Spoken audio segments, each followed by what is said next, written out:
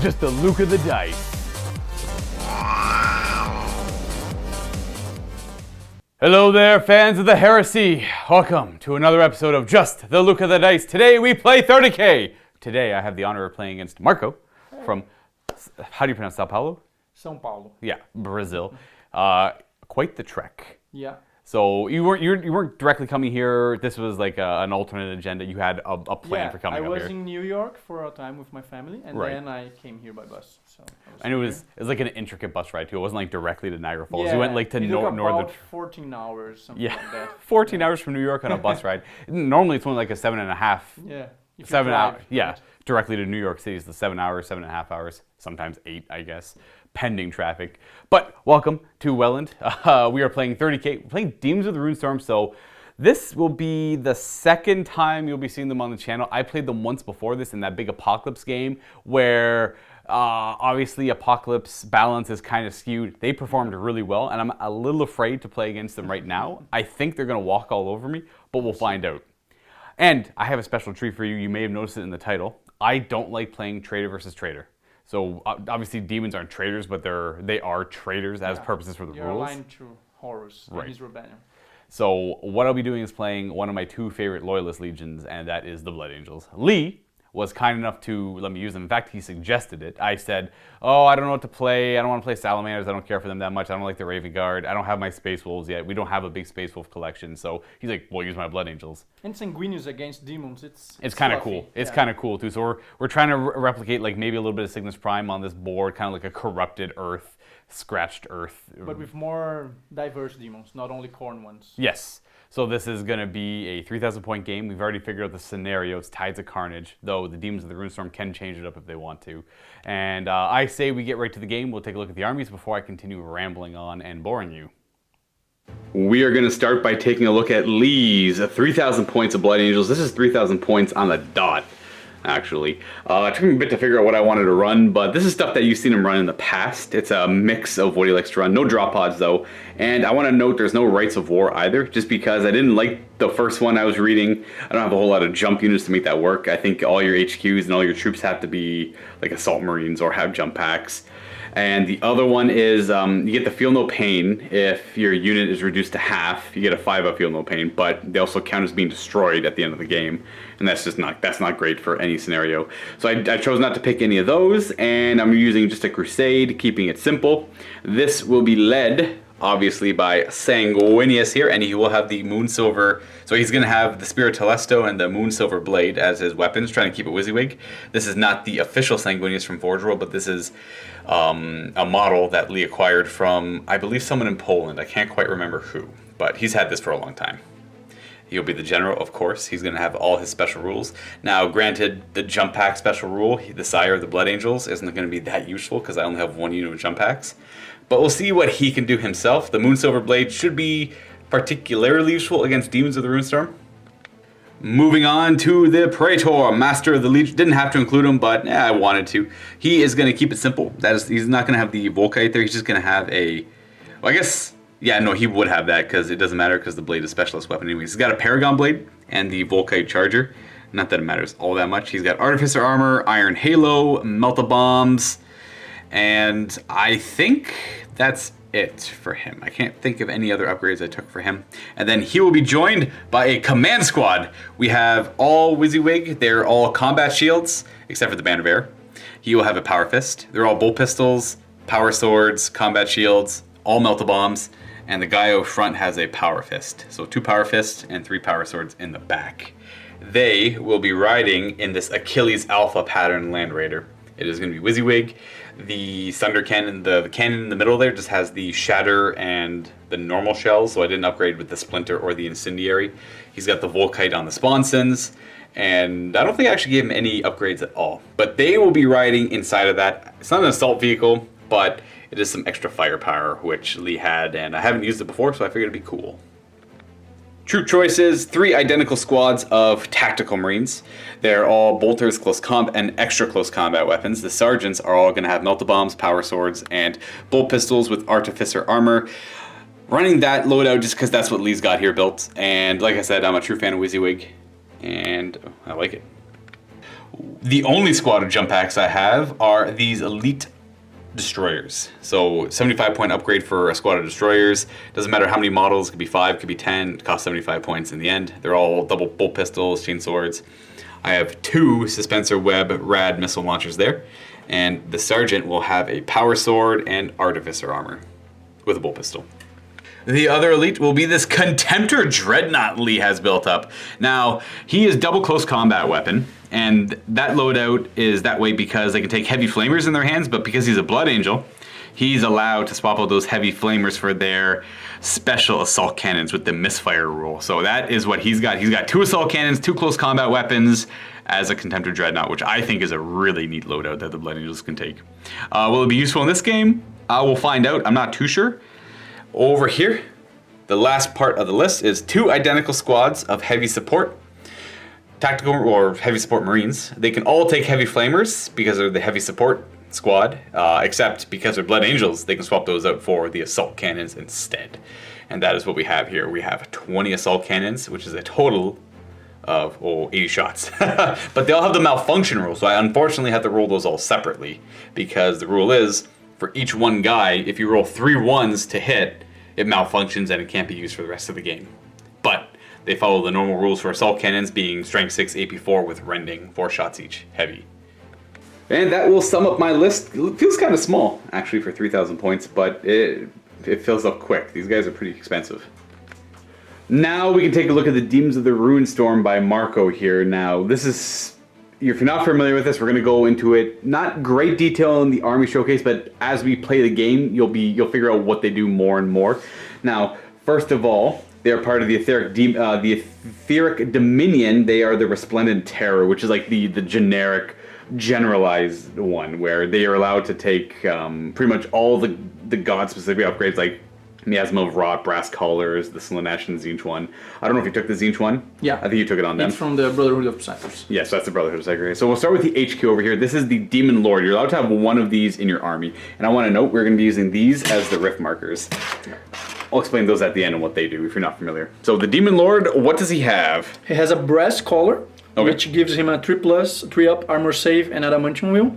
He has the Flaming Ichor, which is a shooting attack with Blast, Soul Blaze, and Crawling Fire. Right. And he's a flying monstrous creature. I upgraded him. Okay. To give him wings.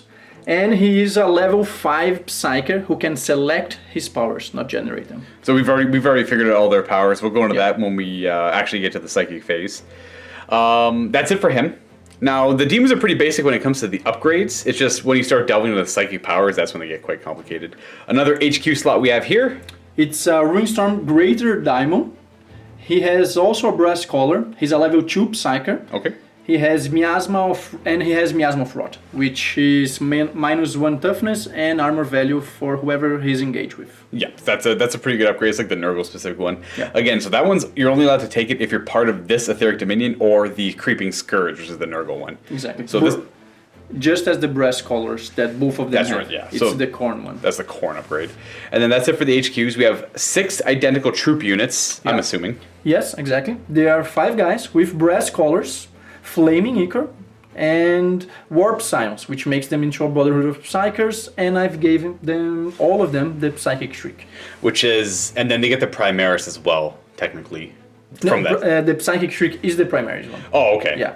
They can only choose from 4 different Primaries powers. Oh, that's what they got. Okay, so they all have Psychic Shriek, which is it's a pretty good shooting attack. Leadership, yeah. Yeah, so you roll 3d6 against my leadership, and I take the difference. No armor saves allowed. And then this is again 6 squads of 5 demons. These are all like 2 wound each. They're super. They don't look durable, but they are quite durable. You'll see in game. And then we have some flyers over here. We have Shrieks. Exactly. 3 Ruinstorm Diamond Shrieks. They also have the Brass Collars and the Flaming Ichor, and they are flying monsters creatures. Right, they have to be flying monsters creatures. This is their fast attack choice. And lastly, we have the heavy support, which is the Beast. Yes, it's a Ruinstorm Diamond Behemoth. He has also the Brass Collar, also the Miasma of Rot. Nice. And Shroud of Darkness. What Shroud of Darkness does is, if you charge him, you don't get an extra attack. Okay, it's defensive grenades then. Yeah, and besides that, he has the gargantuan creatures and titanic stuff special rule that he ignores instant death. He's unstoppable. Yeah, He's got the exactly. unstoppable rule. So instead of instant death, he just suffers an additional D3, or he takes an additional D3 wounds. Yeah. And he has 10 wounds, I believe. Yeah, exactly. As his rule. And lastly, we have the Archdemon. This is the Lord of War choice. I think this one's at what, 750 points? 750 points. So he's at the exact 25% limit for a 3,000 point game. He is a Psyker 4, Yep. which also selects his powers, and he's a font of the warp. This is what makes him a Psyker. And besides being a Psyker, he doesn't generate warp charges as normal. He generates them equal to the amount of wounds he has. Yeah, so he's got 10 wounds. So instead of generating 4 warp charge dice every psychic phase, he actually generates 10. But that goes down the more wounds he takes and stuff like that. And what other upgrade? Is that it? And Lord of Chaos. Also, the Lord of Chaos upgrade gives him a 4-up invulnerable save against shooting and a 3-up in close combat. In addition to being a gargantuan monstrous creature, so he moves 12 inches, he has stomp attacks, and all that other good stuff. And now lastly, these are going to be your rift markers. Because this is your main detachment, you get 3 of them, and you don't deploy normally as Demons of the Ruinstorm. We're playing Hammer and Anvil, we've already figured all that out. These go on the table, and these are where your units spawn from starting from turn 1. And you'll understand as we get into the game. Let's go look at the table, figure out the scenario. I'll explain what I'll be doing and what Marco will be doing as the demons. But I guess we should do the Warlord trait and Psychic Powers. He is the Oracle of Chaos. Exactly. So it lets you reroll reserve rolls. So they normally show up on a 3-up, just no unmodifiable, but he allows you to reroll that, which is critical. Yeah. And it's a Zinch Warlord trait, but since I'm the Panoply... The generic Etheric Dominion. Generic Etheric Dominion, I can pick any Warlord trait I want. Right, and it also gives you access to like any of the god-specific upgrades, which you've done. Yeah. What Psychic Powers did you select for him? He has a Mind Howl, which is the one that makes your weapon skill and your ballistic skill 1 for 1 unit. He has Iron Arm, Endurance. Iron Arm gives him +3 strength, +3 toughness. Endurance gives to any ally in 24 inches a Feel No Pain 4+, Eternal Warrior. Yeah. He has Warp Speed, +3 attacks, +3 initiative. And he has Objuration Mechanical, which you target an enemy unit in 24 inches and all of their weapons gets hot. And if it's a vehicle, it automatically takes 1 strength, 1 haywire hit. Yep. So Haywire is good against vehicles. I do have one, actually I have 2 vehicles, so it will be useful against them. And it's a unique upgrade for them because he can go up to a level 100 Psyker technically. Yeah. He can just, there's no limit to his, no limit to his Psychic capability there. No, obviously he has 125 points for level 5 Psyker. He has 4 Psychic powers from, what did you take on him? Iron Arm also, Yep. Endurance again, Objuration Mechanical, and Psychic Maelstrom. Which is Large Blast, if I'm not mistaken. Strength 10, AP 1. Okay, cool. At 12 inches. And that's it for your Psychers? Oh, he's level 2. Oh, yeah, exactly. And the Greater Daemon has Iron Arm, Endurance, and since he got only from the Bioman's powers, also Smite. Yeah, easy enough, and then these guys again are all Psychic Shriek. Yeah. So that is it for the Demons of the Ruinstorm. Now we can go look at the table. Here is the table for Marco and myself as we play our game. Corrupt Earth. Sorry, I had a cough. Corrupt Earth. The ground is upheaved. Weird chaos chains are forming everywhere. This is like the closest like kind of random chaos terrain we have. I wanted to use like the stuff that Adam from Greenleaf made us, where it's like the layers of like kind of weird flat but tall rocks, but there's grass on them and they kind of conflicted with the table. And representing just a battlefield that's been going on for a while. This is going to be Cygnus Prime. This won't be Kabanda versus Sanguinius, of course. This will be just kind of as Sanguinius is rampaging through the battlefield, killing lots of demons. This will be a cool little like narrative battle, but we're still using a scenario of the book. I ended up rolling Tides of Carnage, which is you get 3 victory points if you have troops in your territory and your opponent has no scoring units. Then you get 5 points in No Man's Land for the same reasons, and then 7 points if you have troops in your opponent's deployment zone and they don't have any troops there themselves. Now we got Hammer and Anvil, so we have 24 inches up, and then a 24-inch No Man's Zone, and then a 24-inch enemy deployment zone. Now the deployment zones won't matter for the demon player because he just puts down the rift markers, the 5-inch blast templates, and he starts spawning from there. And of course, the demons are stronger in the first 2 turns, first 2 battle rounds of the game, The third and fourth battle round, they're at their normal characteristics, and then from 5 on, they get progressively weaker, going from -1 strength and toughness to -2 strength and toughness in turn 7. But this game only goes for 5 turns. So at worst, you'll be suffering -1 strength and toughness. And that's it. We have Last Man Standing as a secondary, Slay the Warlord, and The Price of Failure. We were thinking about doing one of the scenarios out of Book 8, but they seemed like the one where you're defending the red tier wouldn't have been super relevant for the table we set up, and then the overall battlefield one is just kill each other's warlord. It was kind of simple. I do like objectives, so we're going to stick with the one I just mentioned. I can't quite remember the name for some reason off the top of my head. And we'll figure out deployment zones, we'll figure out deployments, and then we'll show you what that all looks like. Marco and I have finished deployment. I apologize that I didn't do the time-lapse one. I had thought I started the camera, but I did not. So sorry for that. Over here, I have my Blood Angels all deployed. Sorry, Lee's Blood Angels. I have Tactical Marines there, Tactical Marines there, and Tactical Marines over there in the far corner. Leading the front, I have the Destroyers, the Moritat, who joined the Destroyers. Now, quick correction on that. I forgot to give him a jump back because I wanted him to join the Destroyers.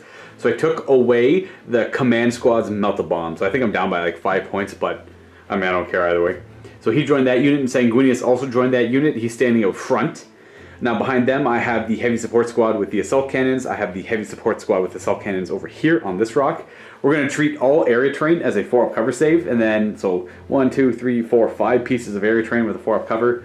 And then everything else intervening will be, we'll kind of play it by ear. 5-up, 4-up, based on, like if we're shooting through the drop pod here and it's just like a little fin there, then it'll be like a 5-up cover. But if you're shooting through, like, well, I guess we just don't have line of sight. You don't have line of sight. So there's that too.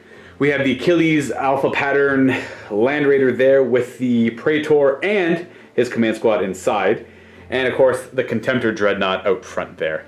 And for the Demon deployment, now onto the Demon deployment, we also realized that you were down, what, 60 points? Yep. So you gave your Demon Lord 2 more levels of Psyker for 50 more points. So he knows Life Leech and Psychic Maelstrom, and he's a level 7 Psyker now. So you get 7, well, he would get 7 extra dice for him instead of the normal 5. We have the 3 Rift markers down. Now their rules are they have to be more than 12 inches away from my models. They're done before Seize the Initiative and before I do any Infiltrators. Now I don't have any Infiltrators. And they're not allowed to be placed on any type of terrain, so that's why they're on the flat ground here. So no difficult, no dangerous, no impassable. And Marco decided to pick a deployment zone first and like technically deploy first, and I deployed second. So he gets to decide who goes first or second. So yeah, you chose this deployment zone, you chose to deploy first, to go first, whereas I'll be over here deploying second, going second. I'm not going to bother seizing the initiative, just because there's no point in going first if there's no demons to deal with, right? So, I mean, I guess I could move and everything, which isn't going to help me all that much. So I'm going to opt to not seize the initiative. We're going to let the Demons of the Ruinstorm go first, and let's start off with some reserve rolls.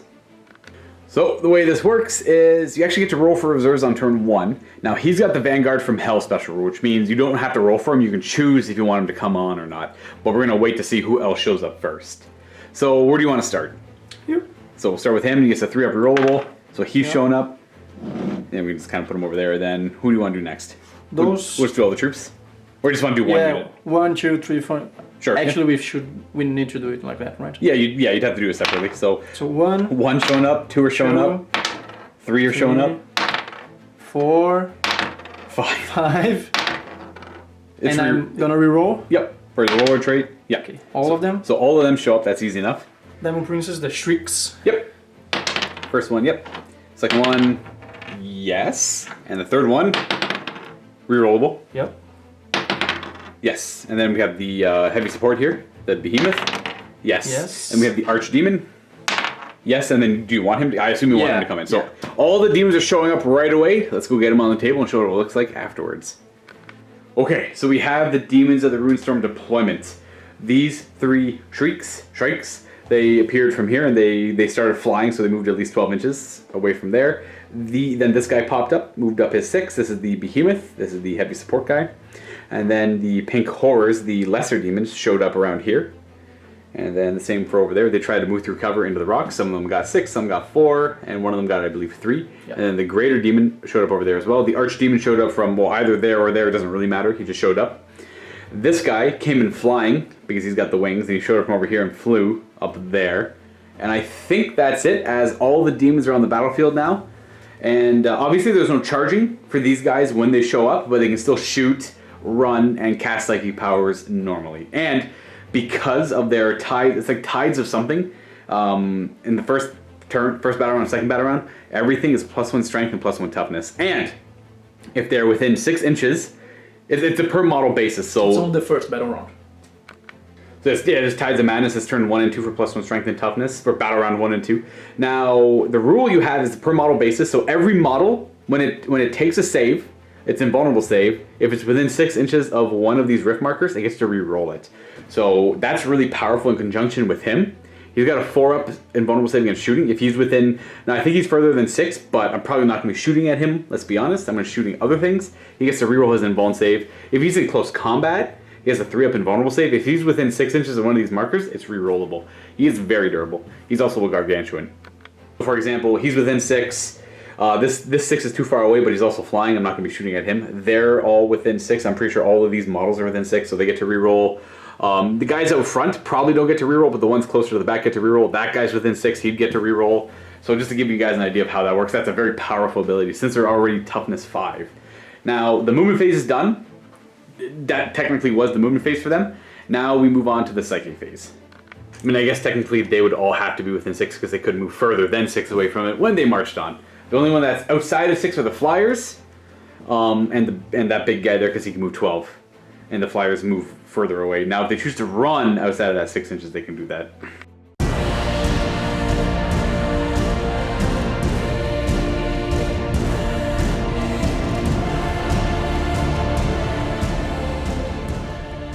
We figured out the warp charge value of all of the demons. That's 25 plus d6, and I will be getting d6. So I get a grand total of 6 dice versus your 31. Oh, sorry. Yeah, 31. 31. And it's 25 base dice, because I'll remind everyone, each one of these 6 units is worth 1, so that's 6 there. He's a level 7, so that's giving you a total of 13. He's a level 2 over there, so puts you up to 15. And this guy's a level 4, but his special rule gives you 1 die equal to his current wounds. He's got 10 wounds, so 25 dice plus that 6 we rolled for 31 against my 6. We're going to open up with him iron arming himself, throwing 3 dice at it, needing a 1 4-up. He fails his own iron arm. Okay, good start. He's next going to throw endurance on the behemoth. Looking, that's like warp charge 2, I believe. Yeah. So you need 2 4s. You fail. Whoa. I know. So we're off to a bad start so far. We're going to remember that he's got 5 psychic powers he can still do. We're going to move on to someone else. 1 die. He's going to 1 die iron arm himself. We can't perils that way. He gets it, so he's iron armed. Okay. And an endurance on himself as well. With 3 dice. Now you're needing 2. So you're going to throw 3 dice, and he fails. No endurance on him, so he's done casting powers. Now he's going to try and cast endurance on the demon, or the greater demon over there. And looking for 2. Failing. Yeah, so if you want to try and get the averages, you want 4 dice to try and get that off, right? But you're trying to conserve dice at the same time. Yeah. He's going to attempt Psychic Maelstrom on 6 dice. One's run away. And then obviously, I think this is warp charge 3. Yeah. I can't remember, but yeah, I'm pretty sure it's 3. It is. Need 4 ups. And we're getting a perils. And the power. And it goes off. So, sure. Do I care about it so much? Strength 10, is it? Strength 10, AP 1. It's alright, I suppose. 3 dice hit. Nah, so you can have it. You'll get the. I guess we'll do the perils first. We're gonna do the perils. The Demons of the Ruinstorm have a special Perils of the Warp table. It's a D3 actually. Or so it's a D6, but there's only 3 results. So this is the middle one, that's 2 to 5. The Tides Becalmed. The unit model suffers D3 automatic wounds, no saves of any kind allowed, including funeral pain rolls. And in addition, if this result occurs during the psychic phase, then roll D3 plus 1.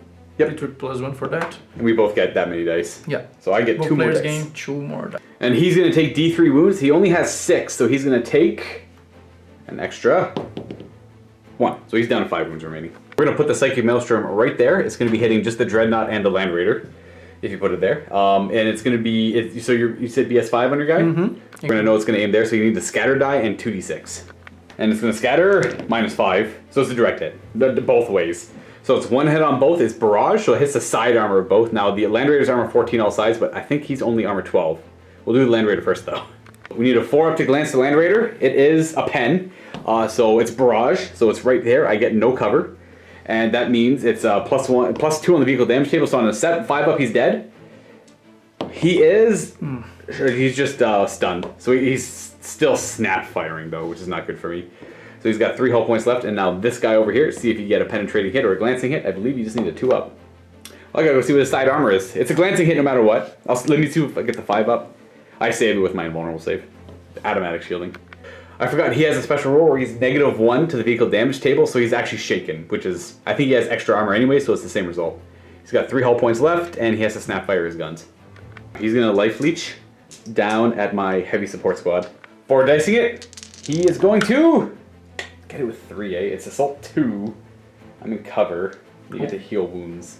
Let's see. I don't think it ignores cover. You have what, 6 dice left? Yep. I'll throw. I almost stop it, but not quite. So it goes off. Hitting on 2s.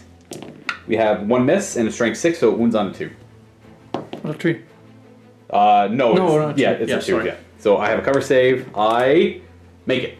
Okay, so no damage. He's gonna cast the Abjuration Mechanicum against my Land Raider. Throwing what, 2 dice? Yep. 4 charge 1? Yep. Yep. So I'm needing 1 4 up. You are good. So I don't actually have any dice left, which sucks. I forgot about that power.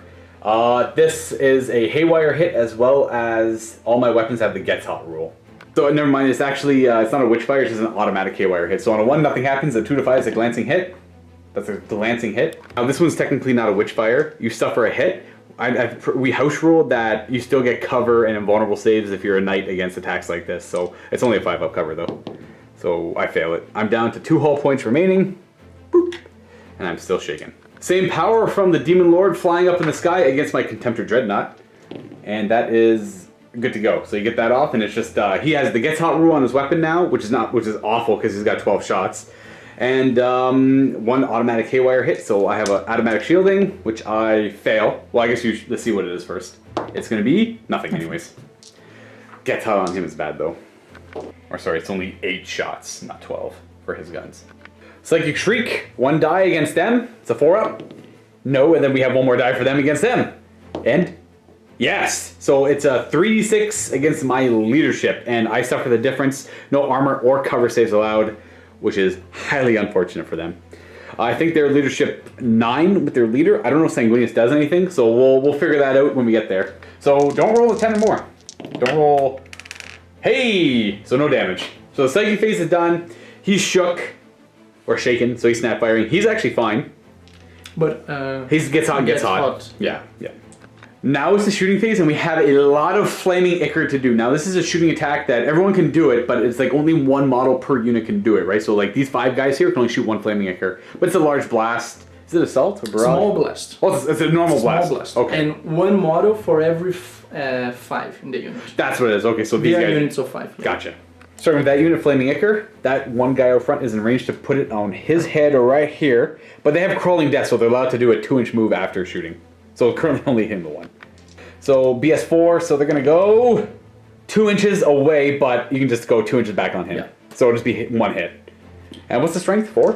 5, because of the turn. Oh, strength user. Okay. Yeah, strength user. 3 to wound! Yes. I get my power armor. Yes. And no Soul Blaze either, because it has to be an unsaved wound. That guy's going to take a shot on top of his head. Direct hit will be hitting 1 guy. And BS4 with Crawling Death. So that is going to be a 3-inch scatter, but it can, if you want, it can... Well, we'll see where it scatters, then we can move it to. So that's going to initially scatter right there, but with Crawling Death, you can make it go right there and hit 2 guys. Wounding them on 3s to strength 5. And I get my armor save. We have 1, 3 up armor. We're good. The last unit's going to put it on his head. Be hitting 1 guy, of course. Direct hit will be 1 guy, and then we can just... So that's going to be 2-inch scatter, yeah. I'll actually hit 3 guys after it scatters 2 and then Crawling Death to hit as many guys as possible, which is 3. 3s! 1 wound! 3 up armor save. Yeah, we're good. Okay. First flyer is going to be shooting on this guy's head, hitting 4 on a direct hit. It's going to scatter, direct hit. So 4 guys, and I don't think you can get any better than 4 by Lingering Death. So 4 hits it is. 2's to wound because of his strength, pretty high. So we have 4 wounds. AP 5 though, so I still have my power armor up there. We are going to lose, we're losing 2 guys, that sucks. So these 2 go down. It's the closest, right? Yeah, so it'd have to be them. Or, yeah, because from him to there, yeah. So he's going to do the same thing on top of their head. Direct hit will get you 4 hits. And, that's a pretty big scatter. That's a 4-inch scatter. But it's got Crawling Death. It's going to scatter to about there, and then you just Crawling Death to there. You'll hit 3 guys. 2s! That is 2 wounds. 3 up armor. Saves. Both. He's going to fire at this guy. Going to be hitting 4 guys if you kind of aim over there on a direct hit. And, okay, that's a 6-inch scatter backwards. Or 4 inches with Crawling Death, essentially. With Crawling Death, we'll be clipping the 1 guy in the back there. Wounding him on a 2 for the strength. That's a wound. 3 up armor. We're good. And that attack does have Soul Blaze, so these guys, I'm going to put a little marker there just to remind me that they're Soul Blazed. He's got the same attack. He's going to put it on the Land Raider. I'm going to go kind of right where the die is. And he's got BS, maybe 5. We'll figure it out after we roll. Could just be a direct hit. And, okay, that's a 9-inch scatter, minus whatever his ballistic skill is. So, pretty much making it a 2-inch scatter in that direction, with Lingering Death hitting both. We'll do the Land Raider first, it's hitting both, so strength 9 on the Land Raider, looking for a 5 to glance it. Nope, the armor's too strong, and the front of his is 13, so strength... Isn't it on his side? So, you always measure closest to closest, so you'd be... Even though it's a blast, it only ever hits the side if it's a barrage, so it still is the front. And it's strength 9, so 4. No. That'll bring us to the end of the turn where we have Soul Blaze on those heavy marines there. On a 1 to 3, it just burns out, nothing happens. On a 4 or more, they keep burning and take D3 strength 4 hits with AP 5. No, so Soul Blaze goes away. Such a weird rule. Yeah. And they only lost 20% of their models, so they don't have to take a morale check either. And that will bring us to turn 1 for the Blood Angels. I forgot to mention, because Marco is using an Etheric Dominion, you get to choose to swap out the main scenario's primary objective with your personal one. So I'm playing the primary objective, Tides of Carnage, whereas he's playing his Etheric Dominions. Because he's Chaos, they don't care for the fickle stratagems of mortals. So their objective is End of Days, it's kill points. You get 1 victory point for every unit that's killed or is running away. Was there another one? Or removed from play. Or, okay, just removed from play, yeah. So anything that's like off the table or slain. So I guess like things that have ran off the table count as points too. And I'm trying to take the territory, so I'm trying to take mine, the middle, and the last one. And I would get the second. Do you replace the primary only? Do you get to keep the primary only? Yeah. Okay, so you still have the secondaries of Slay the Warlord, Price of Failure, as well as Last Man Standing.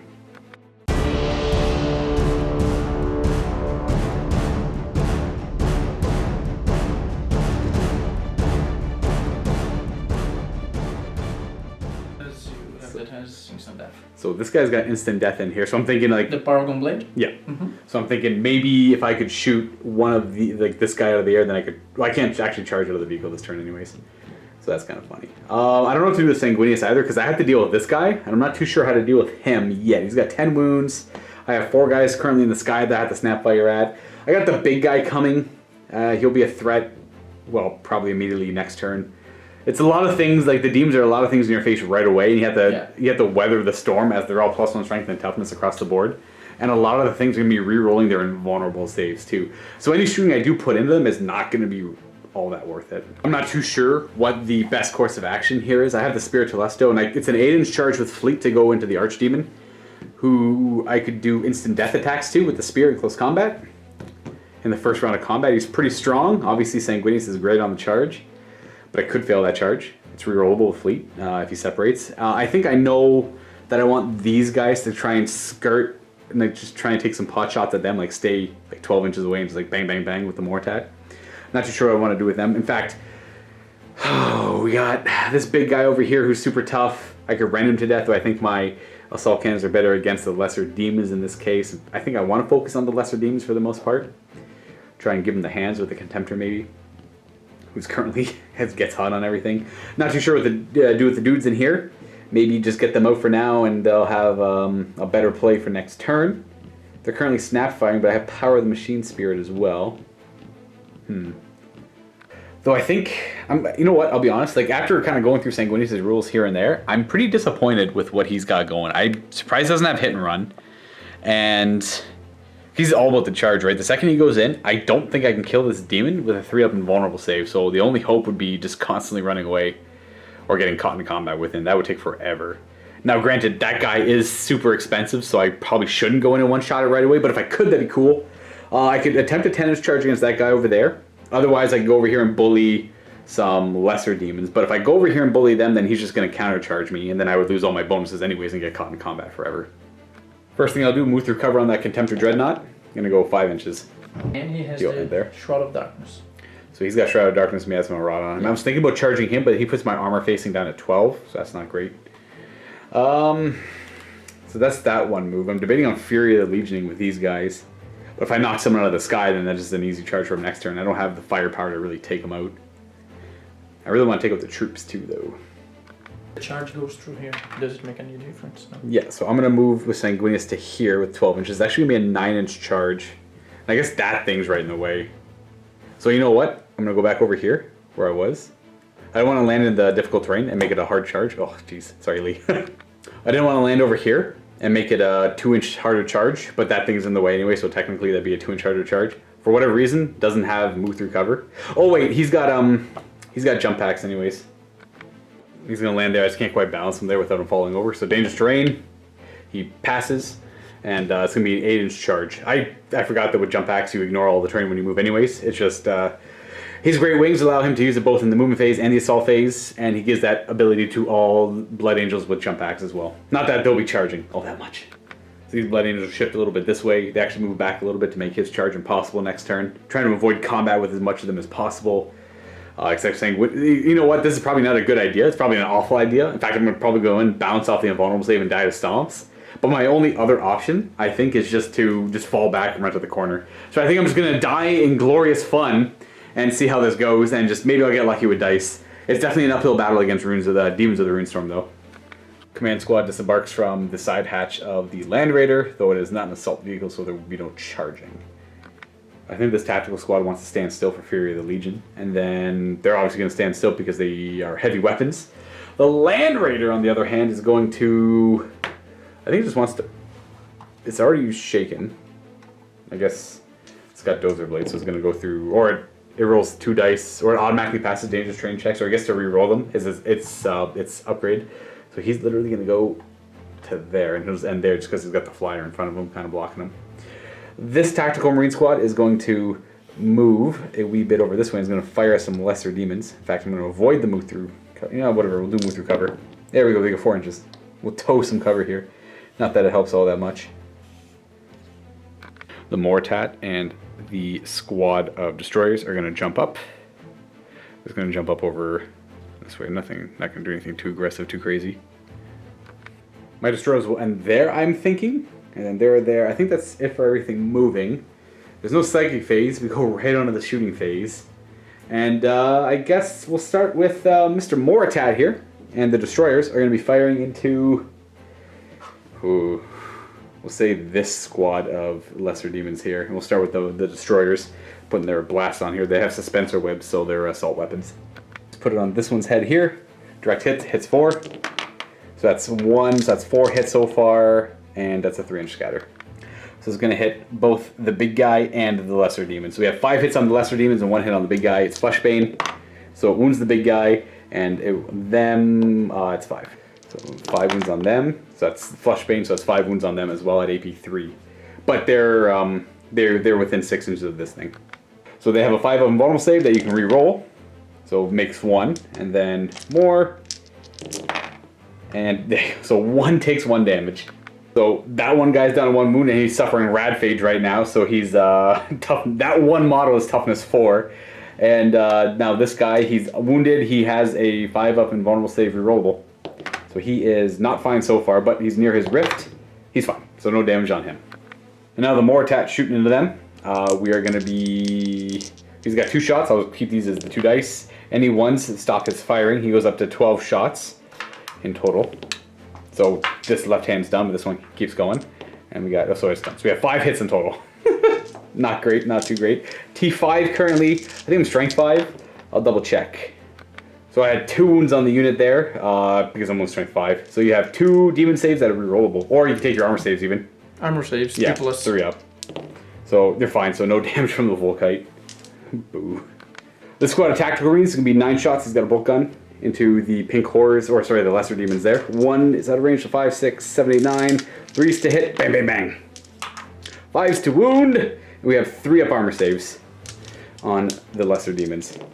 No damage. Do I shoot Sanguinius' really bad Infernus gun at the big guy? Or to save it for later if Sanguinius lives? He's T9? Yeah. Yeah. I'm not gonna bother. I think we're okay here. Oh, the Contemptor. I'm debating if he charges over here. And I think the Contemptor is gonna just... Yeah, he's gonna shoot at them. He's got gets hot right now. So I have to roll their guns separately anyways because they have that misfire capability. So his left hand, he hits on 6s because he's not snap firing. He's hitting on 2s actually. But that's a gets hot. And then the other hand is going to be hitting on 2s with a gets hot as well. So they both get hot, and I believe on a 4-up he takes a glancing hit.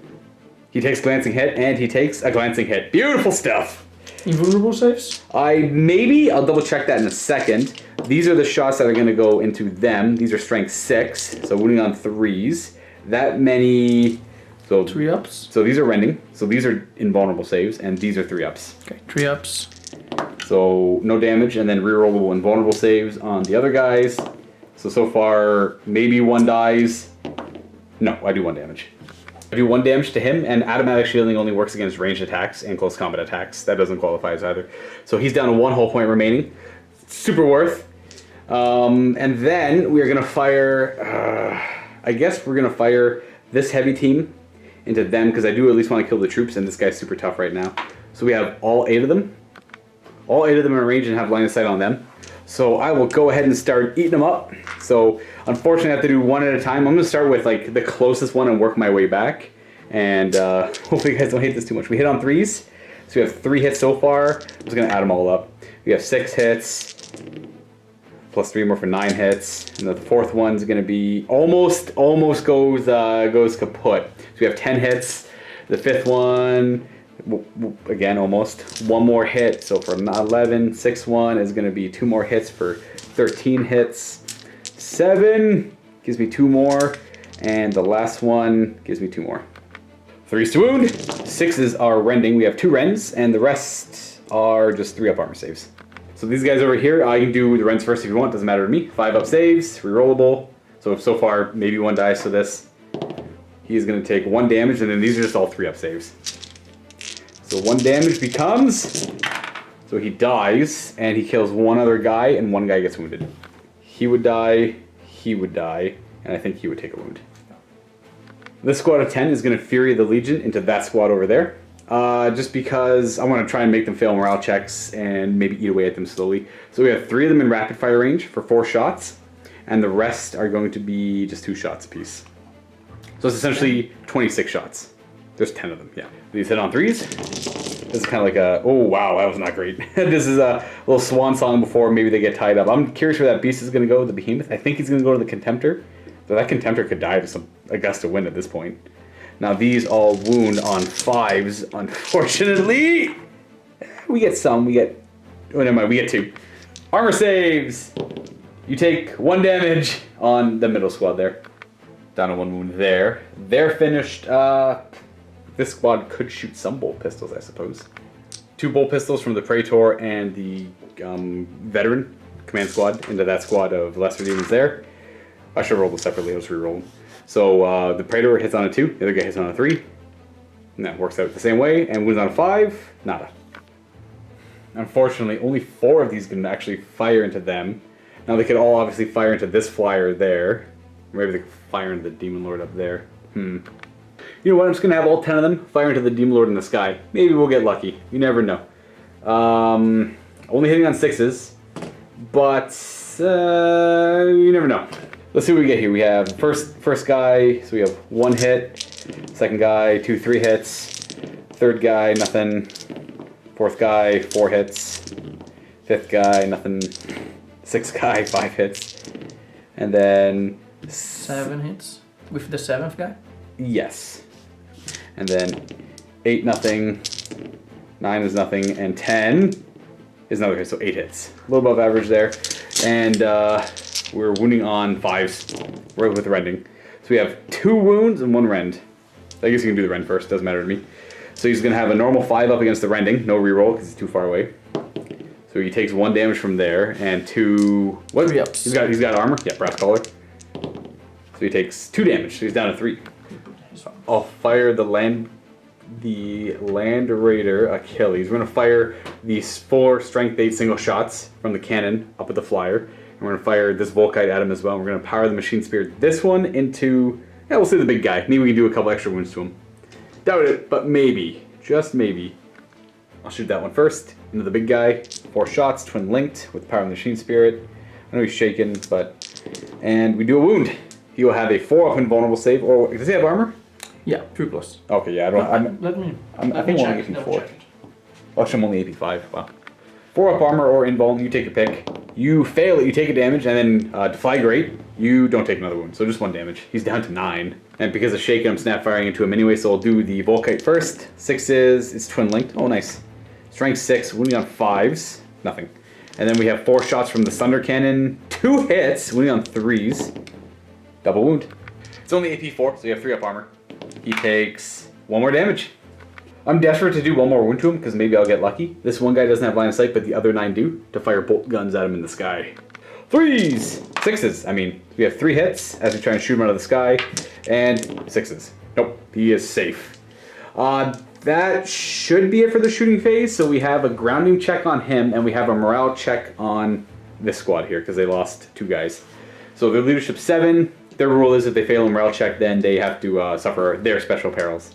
So maybe I'll get lucky. They're good. They hold. And then he has a grounding check on a 3-up. He maintains his flight. On a 1 or 2, he crashes to the ground. Ah, he's fine. He still flies. So if he crashes to the ground, I'm pretty sure it's a strength 10 AP2 hit as he crashes. Strength 9. Also strength 9? Yeah. Oh, he used to be strength 10, I think. I guess strength 10 would have been instant death or some flyers, which would have been cool. Charging the Contemptor into them. Can he charge and pass from less than an inch from him? Yes, when he does charge. Okay. It's when he charges you can do that. So yeah, they just have, he has move through cover, so he ignores the -2 penalty for charging through that thing, and he's going to go 10 inches. Yeah, he'll go crash right into them. Kaboom. As he will try and, well, make something happen. So I'll end more than an inch away from him. Sanguinius is going to try and be a hero. It's an 8-inch charge. He gets to use his jetpack or his great wings in both phases, the movement and the charge phase. So he fails. Oh, I need a 5-up. I'll just reroll both dice. 5 twice. Looks like Sanguinius is going to stay there and die like a punk. That's pretty bad, guys. Sanguinius. Yeah, that's actually pretty awful. So he's going to lose all his charge bonuses. Yeah. Honestly, that is a bad Primarch. Yeah, nothing else is charging, so we have a Hammer of Wrath against them. We wound on a 2. We have a wound, but it's 8. You have a 3-up armor. Because AP nada. Hey, we do a damage! I don't think it's not strength 10 Hammer of Wrath, so it just kills 1 guy. So we both pile in, and it's just step 4. You obviously can't hurt me, so I'll just go ahead and fight. I have +1 attack for charging, and I got 2 close combat weapons too. 6 attacks on the charge, hitting on 3s. Not too bad. We were strength 10. We wound on 2s. And that many rerollable and vulnerable saves. So hopefully we get some in here. So far you're making 1. And that's 3 dead. Instant death. Bang, bang, bang. Strength 10, at least. 1, 2, 3. Then they can't hurt, so they would do a morale check and then pile into each other. So they're probably going to... I think they auto-fail because they lost 7. So yeah, they auto-fail because they lost 6 plus 7. They did no damage to me. So they roll on the perils chart. A 6 keeps them around. So anything else is... Yeah. So they take... Well, he's got 2 wounds. He could still live. It's D3 damage. He dies. He fizzles away into the warp. And I'll just consolidate. 3 inches. I don't know. We'll face this way, I guess. Boop. Sure. I technically did more damage in the first turn, but this next turn coming up for the demons is going to be pretty spooky stuff, guys. It's going to be pretty spooky. So let's see where it goes. I'm happy I got him down to 2 wounds, actually. That's not too bad. Obviously, the big upset is Sanguinius just decided to give up and like, oh, I won't make this rerollable in his charge. Look, that's a fail. Reroll. Oh, look, I got in his charge. Oh, look, I failed. Do 4 up. Oh, I failed. Like, he just does not want to do an 8-inch. There we go. Can you do it? Reroll. He's afraid, man. It's a big demon. That would have been a cool fight too, because I would have had instant death, and he would have had to take D3 damage. We'll make a cool fight yet. Yeah, I'll lose all. The demons can take care of that. I'll just lose all my bonuses. I'll lose all my bonuses. All right, demons, turn 2.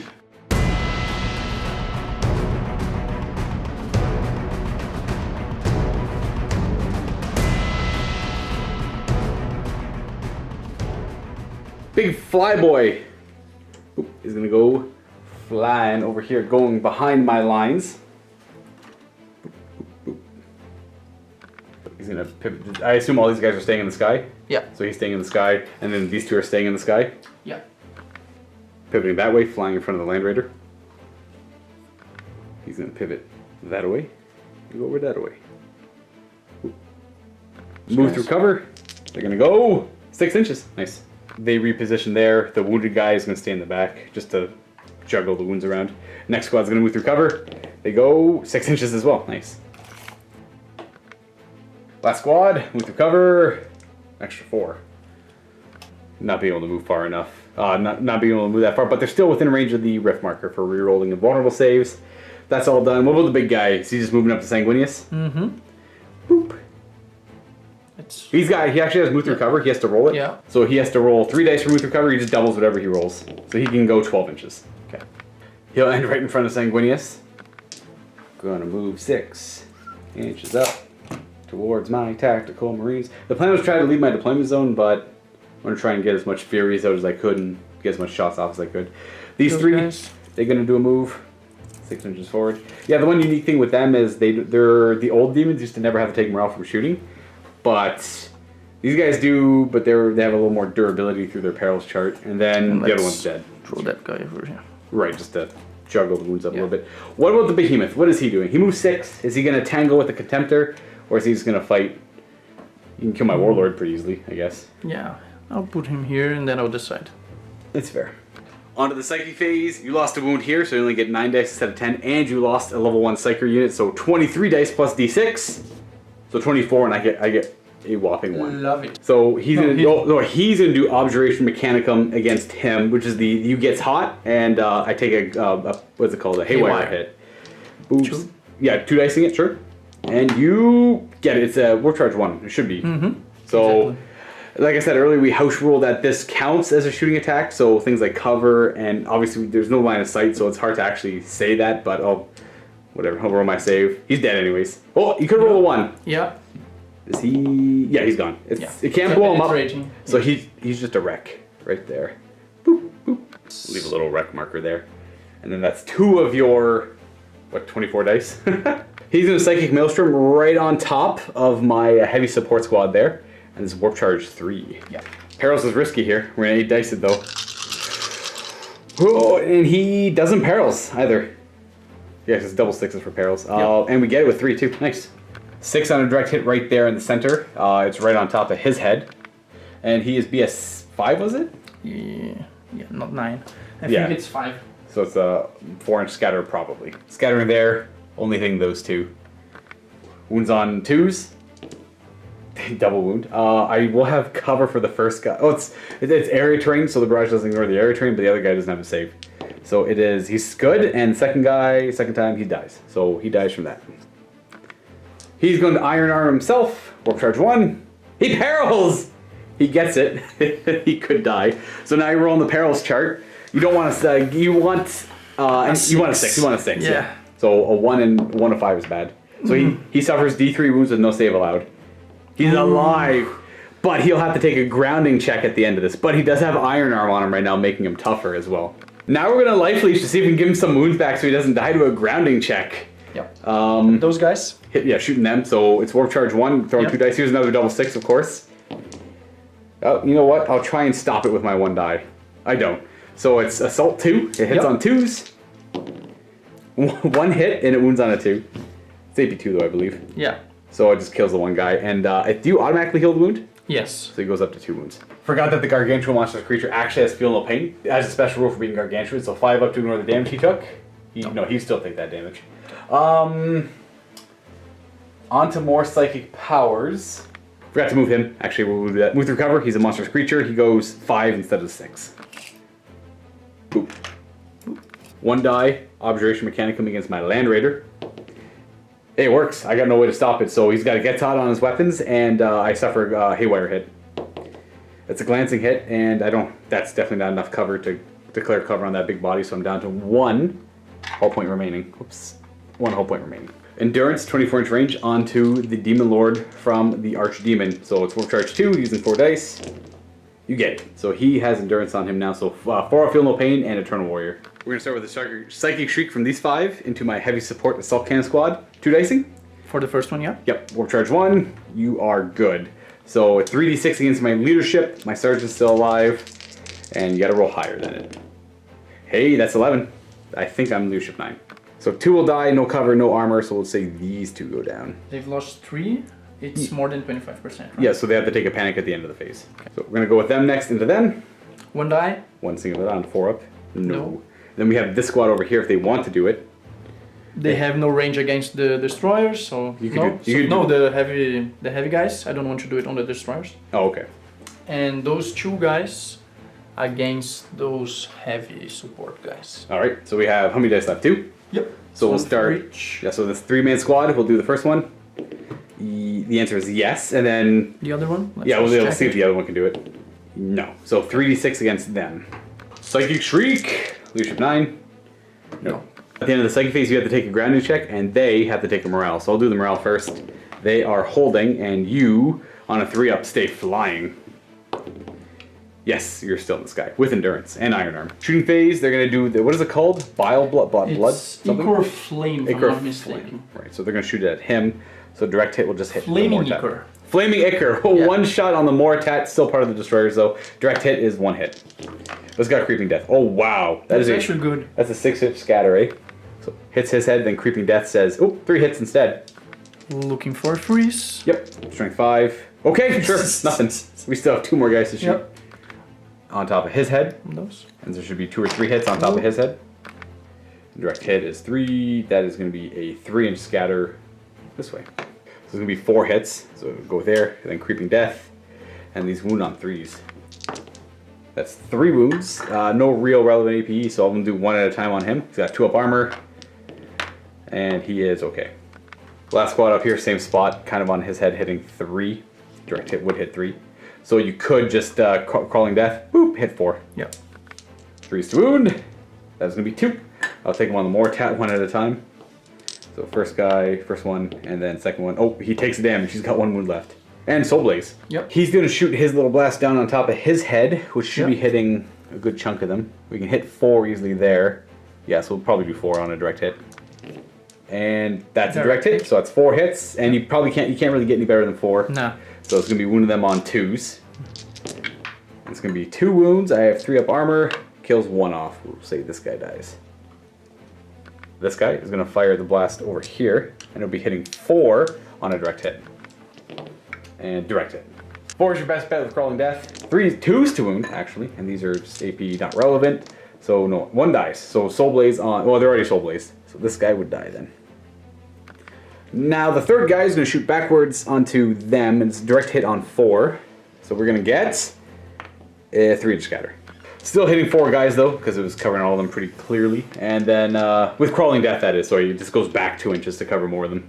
2s. That's right. Strength 8. So they all wound, and 3 up. 3 of them doesn't give up and die. That was from him, right? Yeah. So it's going to be 1, 2, 3. Squad of 3 is going to put this on top of his head. Only hitting 1 unless direct hit could Crawling Death. Direct hit, so you could Crawling Death to 2 hits. Yep. So wounding them on 3s. 1 wound, 3 up. He's okay. This squad here is going to aim for his head right there, and then Crawling Death could hit someone else. Direct hit, so you can hit 1 of each. Yep. If that's what you want to do. Yes. So my Tactical Marine will do them first, wounding on a 3. And then the other guy wounding on a 3. So I'll do the Tactical Marine first, 3 up armor, and then the Heavy is alive as well. But currently Soul Blazed. Yeah. So the big guy, a little hard pressed to figure out what to do. He's strength 10 currently, so Lord of Change, or like quick Chaos Lord. Could glance us to death on a 4 up. There'd be no cover, obviously. And I guess if you put it right there, you'll be hitting a couple guys nearby it. So we'll see if we scatter him. He's got BS5. That is a direct hit, so it hits 1 tactical marine, 1 command squad, and the land raider. Yeah, I can do. Actually, I can put it like this. That's true, crawling death, so you can Yep. hit 4, I think, right? Or 3 tacticals, 1 of the command squad, and the land raider. Yeah. All right, so we'll do the land raider first. The land raider's done on a 4, folks. That is a nothing. All right, so 3 tactical marines wounded on 2s. So it's 2, 3 up armor. They're okay. Command squad is okay and alive. I owe you morale on them. They're, well, even if I roll 6 again, they're holding with leadership 9. Actually, you killed the sergeant, but they rolled an 8 anyways. The sergeant was in the back. Those guys there, holding as well. And charging, and then I owe you soul blazes at the end. He's going to charge them. I'll throw a singular crack grenade in Overwatch. I miss. That's the behemoth charging for anyone not watching, just listening. He's in for sure. The boop. Crunch. And he's a monstrous creature, so he ignores the cover. And then you said you wanted to charge with them? Yes. The 5 men against those marines. No Overwatch because I theoried. So they can go, it looks like an 8-ish. So a 6 is probably going to fail. Then these 3 technically targeted them with their shooting attacks, so no charging the marines here. Try it anyway. Declaring a charge against them, I'm not going to bother with the Overwatch. Nope. He fails. Charge them first. He can't fire. He shot his guns a lot, so I don't think he can Overwatch.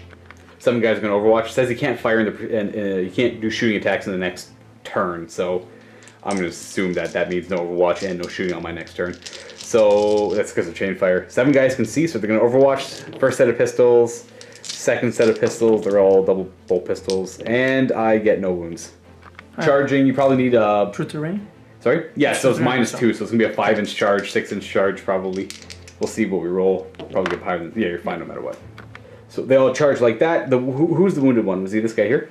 I think it was this one, actually. Oh, yeah, the last one. This is him over there. Okay. And So this is the Moritas. Mortat's got 1 wound left. That guy is technically in base contact, but we can't really get him there. And then we have that squad also charging them. Yep. No Overwatch this time. See what they get. Whatever it is, -2, so they actually only go 5. We're going to try to charge with them, but it's probably not going to work out. Oh! Ending there. So that guy is technically on a slope there fighting him. The rest are just going to pile down later. So all those charges are done. We have the big guy charging Sanguinius now. Not going to bother Overwatching. And he can't fail, so he can just go right into him. Boom. Boop.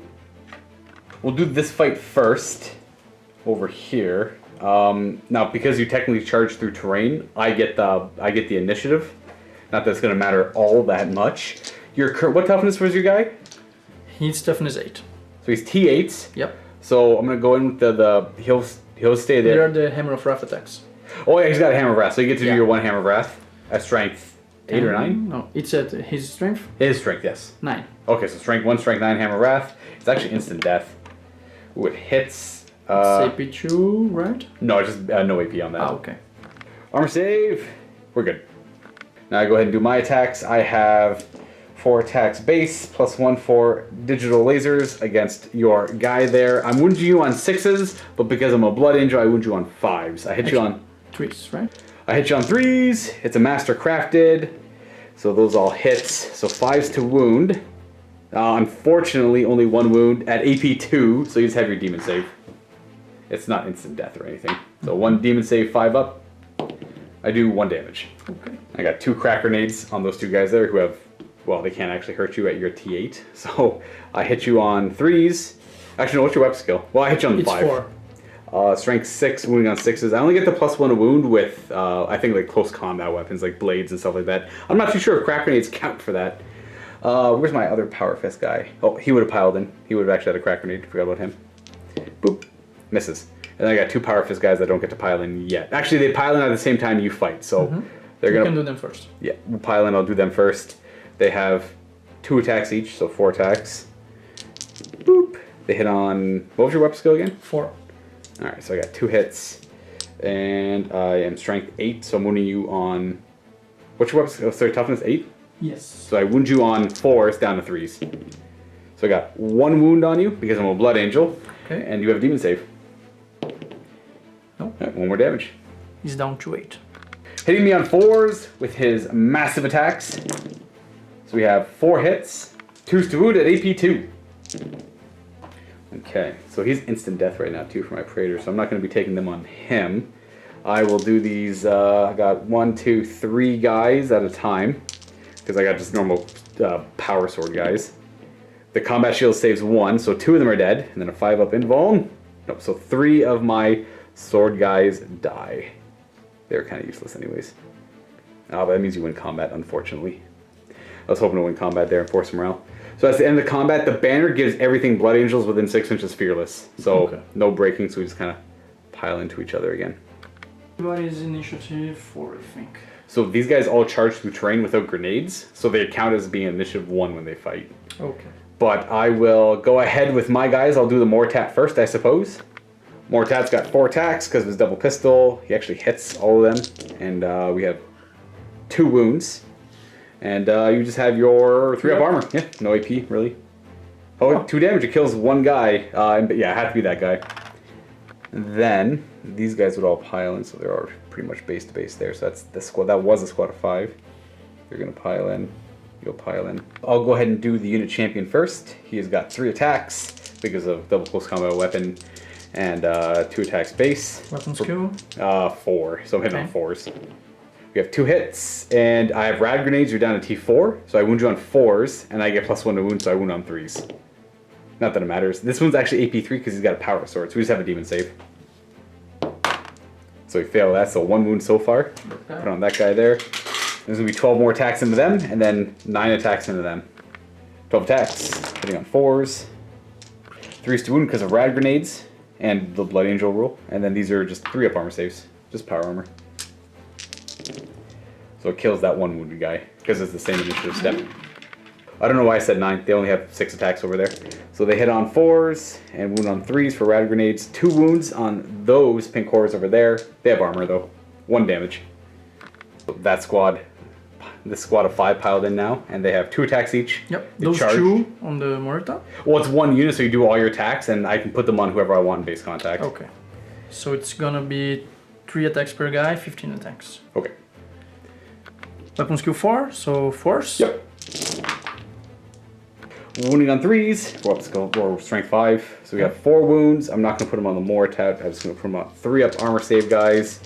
Well, so the guys in base contact, I have 1, 2, 3, 4. So I'll do 2 at a time before they get to the sergeant.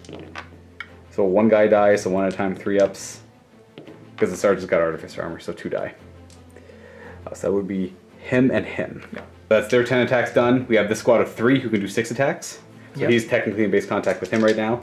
Hitting on 4s and wounding on 3s because of strength 5. So we have 2 wounds. Put them up on the 3-up armor save guys over here.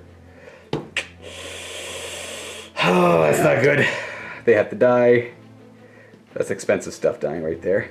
And then we have this squad of 5 with 10 attacks into them. Wait, 15 attacks. Did you do 9 attacks? Yeah. Okay. No, I didn't. So 3 more attacks with them because they charged. Yeah. I forgot about that. So 1 more hit, wounding on 3. Yes, that's a wound. 3-up. Okay. Actually, would have been 2-up. Would have been on him, but we survived anyways. Yep. Forced hit with the last unit attacking. 3s. This is where it kind of skews. So those 3 fail. And these are going to be 3-up saves. I got to do 2 at a time before they get to the Artificer armor guy. So good, good, and good. So it's actually a tie combat. Boop. So I did 5 wounds and you did 5 wounds. Yeah.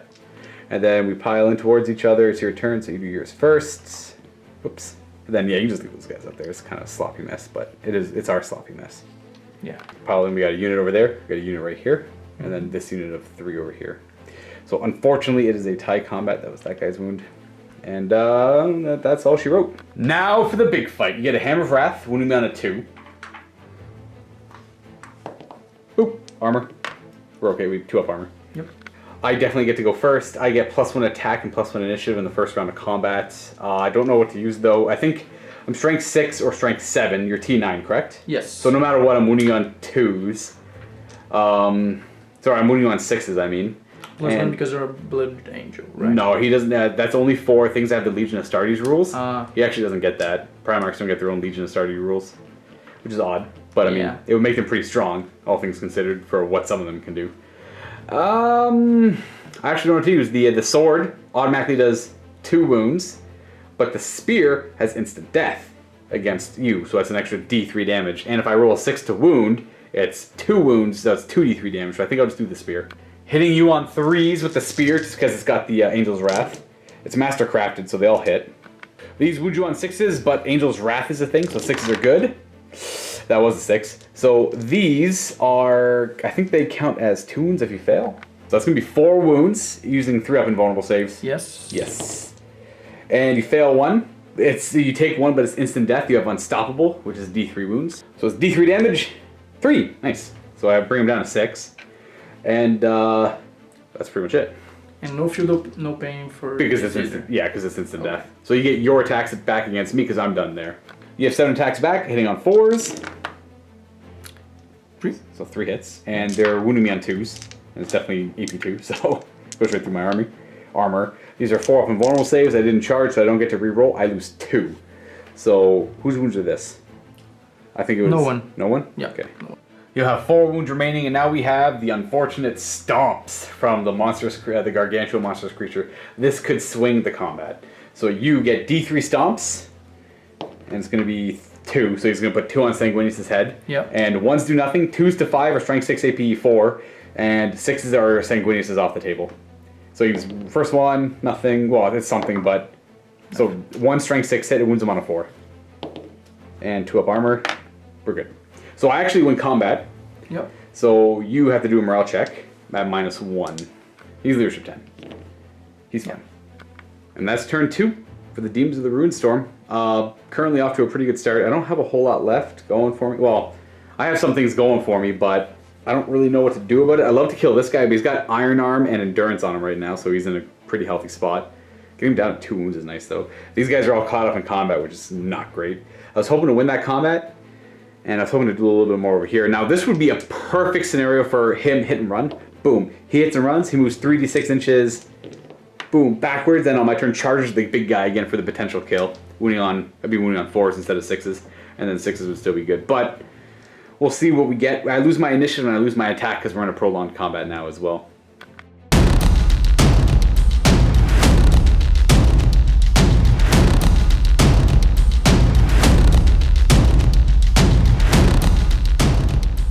I think I'm just going to try and go all out on this guy this turn if I can. So we're going to flip this around. Just because, I mean, but he could shoot at them, I guess. He's not snap firing right now. He's just, he gets hot going on him right now, though. So, I mean, I could easily just glance him to death. But hey, why not? I need someone to kill. Moving up these Marines, they're going to go for a charge. They Furied last turn. So that's not going to be no shooting for them, as they're going to try and move up the field and push past these lesser demons here. I guess this guy would follow with me. I think they're going to stay still and try and Fury the Legion into there to try and soften them up a wee bit. Trying to Fury one of the flying guys. I was thinking about I was thinking about it, but that's not really going to do much for me. They're just going to move over this way, and they're going to shoot at... I actually don't know what. They're just going to shoot at him, I guess, because why not?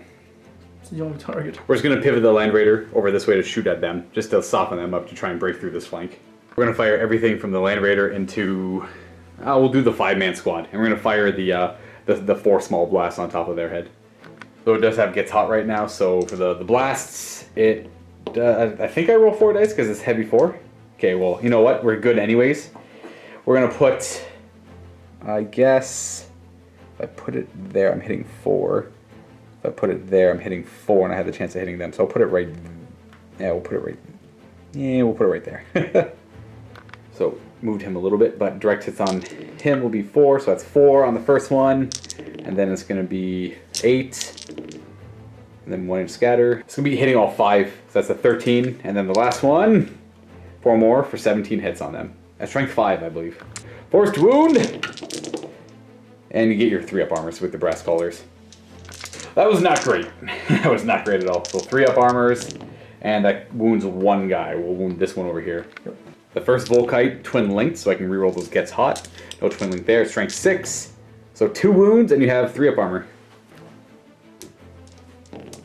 Here we go. And then the second Volkite on the other sponson. 3 hits. Oh, it's twin linked. I'll reroll the 2. There we go. And only 1 wound. You have 3-up armor. Nope. Alright, Land Raider did nothing. I actually owe Marco 2 Soul Blaze. Soul Blaze, that's right. So on a 4, 4+, they suffer the 3 hits. Nope. So theirs burned out, and the one over there, they actually take D3 strength 4 hits. So 3. Why don't you go ahead and roll that? They're wounded on 4s. There's 2. So 3 up armor. 1 randomly dies. So we'll go 1, 2, 3, 4. Yeah, and they keep burning. So 1, 2, 3, 4, and I'll reroll 5s and 6s. So the one closest to that one there, he dies to Soul Blaze. It actually did something. This squad of assault cannons is going to fire everything into them. So there's only 5 of them now, so 1 at a time because they have the malfunction rule. We have 1 hit. Second guy has 3 hits for 4. Third guy gets 4 more for 8. Fourth guy gets 4 more for 12. And the last guy gets 2 more for 14. Wounding on 3s with a rending. Let me check if they're in 6. We'll have you do the rends first, so that 1 at a time, because that guy's not within 6, but that guy would be. So the first guy is alive, dead. And then the next guy has a rerollable save, so he's fine. And then the rest are just 3 up armor saves. And kills 1 more. So I'll kill him and with the next guy. So that'll be a morale check for them. These guys here are going to Fury the Legion into whichever of these 2 they have, well sorry, these 2 they have more in range. So it's going to have to be this squad. So it's going to be 20 shots into them, no one's rapid firing. 3s! All 20 shots. Boo! Wounding on 5s with the bolt guns. Not too bad. Those are all fails. And I mean, well, not too bad, that was garbage. 3 up armor saves. It kills this one guy. Boop. And that's a morale check on them as well. So this squad's just going to rapid fire into the guy in the sky. I mean, I don't even want to. I don't even want to bring him down. I would love to shoot at him, but he's actually toughness 10. He's too hard to hurt. Yeah, whatever, I'll shoot at him. 6 to hit him because he's in the sky. We got 2. We got 1 wound. Brass collar, 3 up armor. You're fine. These 3 assault cannons are going to be the assault cannons that could. They're going to take snapfire shots at the guy in the sky. So it's going to be 12 shots hitting on 6s. We have 2 on the first guy. 4. And the last guy gives me 5. So we have 5 hits on him in the sky. Only 6 to wound though. We got 1 rend. He's just got a 5 up demon save. Oh, he takes 4 feel no pain, endurance. Yep. Let's not forget that. That's pretty critical. Sad news. He's not going anywhere because he could have fallen to the ground and died, but he would have fine. These guys furied last turn, so there's no shooting with them. I'm gonna go right on to charging. They're gonna declare. That's true. 2 morale, so we'll do them first. They lost 33%. They're good, and they lost well enough. They're fine as well. I'm gonna declare. Well, I guess just them. Yeah, I don't want to lose my bonus attack, so no Overwatch. 3 should be. Well, that wasn't great, but it's good enough. That's my only charge that I can see immediately, so I'm going to go ahead and just do this one. Might as well. It's the least exciting. So he's in base there. He'll be in base there. He'll run around. These are all going to. Actually, these are at the exact same initiative. So I'll pile my guys in, and then you get to pile your guys in. I'm just going to go here, and then your guy would just come around. Boop. Okay. And I'll do my attacks first. Why not? I'll do the sergeant first. He hits on 4s because the same weapon skill, and I wound on 3 4s because of a Blood Angel tactic. So 1 AP3. He has a demon save on them. So you take. Well, actually, this guy you might be able to put on him because. Yeah. So we can't put it on him, but it's rerollable. So he actually makes it. He's fine. And then that's gonna be a pain in the butt actually. Well, you have 3 up armor saves on the rest of the guys. Then I have 3, 6, 9, 12, 15, 18, then 21, 24 attacks. Sorry, 27 attacks into them, but they get to fight at the same time. So you know what? Well, yeah, I'll do my 27. I was gonna say do them first, but yeah, we'll do my 27. Get them out of the way. 4s. 4s to wound because of the Blood Angel trait. So you got 4, 5, 6, 7, 8 wounds. 3 up armor. So that's gonna do 1 damage. You put on that guy there if you want. Yep. So he'll take a wound, and then I'm done. You get to do your 6 attacks back. Yeah. So far I'm winning by 1, but it's not a whole lot for me here. 4s. Yep. 4s and 3s for you. Wow. Only 1 hit. Yeah. Okay. I'd love to win this combat. 3 to wound. No. All right. I win combat by 1 somehow. You get to do a leadership at -1, and if you fail, and then roll. No. Oh, you pass. Yeah, they're 7 to 6, so they're good. Yep. Oh wait. Something sanguineous on the table.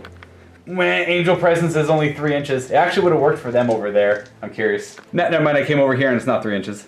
So yeah, that's an awful rule. So if I have Blood Angel guys within 3 inches of Sanguinius, they get to add D3 to their combo resolution. So I would, if they're within 3 inches over here, I would have won by 1, and then Could have won by a little more over there. Lorgar's ability, table range as long as they can see him. It's crazy. So I thought I liked the Blood Angels, but I don't think I do anymore. We'll do this combat over here with the monstrous creature. I get to go first with my Praetor. He's got 5 attacks. Right. Initiative 5. Initiative good, yeah. So Praetor's gonna go. He hits on 3s. It's master crafted, and these are gonna be strength 5. So I wound you on 6s down to 5s. 6s are instant death though. But you have unstoppable. So you have 1 demon save, so 1 5-up invulnerable save, which you fail it. So you're actually going to take 1 damage. So he's down to 7. And then my power fists are initiative step 1. 5 attacks. On 4s, it gives you 3 hits. 4 hits, these wound on 2s. Yikes. So that's going to be 4 wounds. I have combat shields on the power fists, so And I got it's strength 9, so it's instant death. Oh yeah. Combat shields, so 1 guy's alive. So he's dead, and then Praetor with Iron Halo feels like giving up too. So they're all dead, everyone. You get to consolidate D6 inches. This is perfect too. It's right before the demon turn. Nice. 4-inch move, kind of wherever you want. He'll end right there. I guess he would have won his own fight by D3 more inches, but you rolled low enough on your initiative or your leadership anyways. Yeah. Now we have this kind of fight. We'll do the important fight last. This fight over here, the Mortat goes first. He's got 4 attacks into... He's fighting 2 units currently right now. Those guys or those guys? I guess I'll just do the smaller unit. We have 2 hits. Alright, let's go 4. We have 2 wounds actually, because of the Blood Angel trait. You just have 3 up armor saves. You're good so far. And then initiative step 4 on everyone else. So I'll do my guys first, then you can do your guys. The sergeant's going to attack the squad of 5 because he has to. He hits him. Nope, never mind, he's done. And then 2, 4, 6 on them. So 3, 6, hitting on 4s. Whoa. That was pretty good. Wounding on 4s because of the Blood Angel trait. Wow. Whoa. Wow. Okay. Way to go, guys. 3 up armor saves. Oh, never mind. You can match it. And then I got 2 attacks on that squad over there. 4s and a 4. Nope, done. And then you get to do all your attacks. So 10 attacks from them. Yep. 4s. Wow. Sure, we got 1 hit somehow. Yeah. 3 to wound. Okay. So we have 1 wound. I got 3 up armor. So he's fine. And then we have, that's still a squad of 5, so 10 more attacks. So we're not really doing a whole lot. Hitting on 4s. That's better. Yeah. 3s. 2 fails. Who's it over here? That's, ooh, sergeant guy, eh? He has to take him. It's either that or the Mortat. So, do I want to look? Yeah, you know what? I'm going to look out Sir off of the sergeant. So, Okay. 1 at a time, right? Yeah. You can do only 1. This one or just. Yeah, because if I do him off the Mortat, then it goes to him. So we're going to do it off of him. 4 ups. So he has to take 1 of them. He's fine. And then it's 3 ups on the next guys. So the next closest guy dies. So I'm down by 1 so far. And then we have those 3 attacking. Yeah. 4s. And 3s. And we have 3 wounds this time, and it's from them, so I can put it on my power armor guys, so at least 2 at a time. 3 up. 3 up. We're good. So I lose by 1. So my leadership, I'm running. Yeah. It's sad. So initiative off, just for sweeping advance to see if you catch me. I get a 5, and you get to add. You have to roll 5 or 6, and I'm dead. So they're dead. He swept them. Oh boy. What an underwhelming combat. Yeah, that was pretty sad. That was pretty sad stuff. So these 3 here consolidate 1 whole inch. Let's just get them coherent of each other, just so we know who's who. Yeah. And then that squad up there, 4. I don't know if you want to go forward or go back with them. Be a little aggressive. Then their last consolidation, 5. And they all rush up, sweep past the destroyers, and they make their way to my troops and my heavy support, my heavy support squad. And now we have the big fight. Sanguinius gets to go first. He doesn't get the bonus attack anymore because he only gets that in the first round of combat. 6 attacks with the spear. On 3s, it is master crafted, thankfully. So they all hit, and well, I need 6s to wound. 6s are really good. We get 2 6s, which is 4 wounds, and you have 3 up invulnerable saves. Let's see if I can do anything with that. Hey, there's hope. It's 2d3 damage. He's dead. That's 6. No funeral pain or anything, He just falls over and dies somehow. Okay. Okay. So the spear is pretty good there. So there's hope. You know, there's hope. That's price of failure. And then I get to consolidate, I don't know, 1 whole inch. As he's going to try and Don't give up hope, my dudes. Oh, and then at the end of my turn, it will not die. He will remain at 4 wounds. Okay, well, that was unexpected for sure. Sanguinius still alive. We're going to move on to turn 3 for the demons. Now, Soul Blaze for those guys. They're super. Oh, yeah, that's true. It's at the end of any turn. 4 up. Nope, it burns out. So no Soul Blaze. And turn 3 for the demons. Their Tides of Madness goes down a level. So they're all base characteristics now. So Strength 4, Toughness 4 on them. And then he goes down to 6 and 6. I think these guys are 6 7 and 6. 7 and 6. Oh, 7 and 6, 7 and 6. Yeah. And the big guy over there goes down to 7 and 6 as well, I believe. Yeah. Not too right. Move through cover on them. So they go 5 inches. So none of the flyers are going to drop because they fear Sanguinius. Yeah. Somehow he destroys that archdemon. That actually could be pretty swingy. We'll see what happens. Let's go over here. So he's going to face over this way, fly Yep. over there. The Lord of Chaos. Pivot 90 degrees this way. He's going to keep flying over this way. Or he's going to go over here instead. Oh, yeah. He's not going to fit over there. He'll go over here instead. Yep. That guy. He's going to go fly over the destroyers. Or my heavy weapon team. Mm-hmm. And then this guy. Come in here. Oh. That guy might. Yeah, he's not going to move that much. He's over there. We have the big demon over there still. Move through cover on him. He goes 5 inches. He's a monstrous creature. He gets to move through cover. Yeah, get him out of that. At the second phase, only getting 14 dice plus d6 now. 3, so 17 to my 3. Arming himself. He's going to Iron Arm up. Yep, with 2 die. And he will fail. And have a pair of strength. I think Peril's a double 6 only. He's going to try and endurance himself with 4 dice to get him a little durable. He will get it with 3, so that is all him. He's got 4 Feel No Pain and Eternal Warrior, which is really good against Sanguinius. Endurancing himself, 4 dice. Got it with 3. Yep. Sure, you can have it. Abjuration Mechanicum on the tank back there. With 2. Got it with 1. I'll try and stop that. I do. Yep. So no Abjuration Mechanicum. He's going to Life Leech them over there. It's Warp Charge 1. How many dice? Just 2. Boop, boop. He gets it. So it's 2, hitting on 2s. He's got BS 5 and wounding on 2s. And unfortunately, he kills both of them and he heals a wound. He goes up to 3. Yep.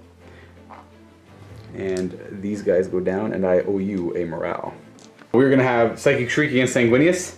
First one. Nope. Second one. No. Last one. No. Jesus. Yeah, no Psychic Shrieks. It'd be hard to do it, but that's one of the few ways he'd have to get through his 2-up armor save with shooting. Yeah. And now, we come to the shooting phase. He's going to put his flame attack over here, hitting 2 guys on a direct hit.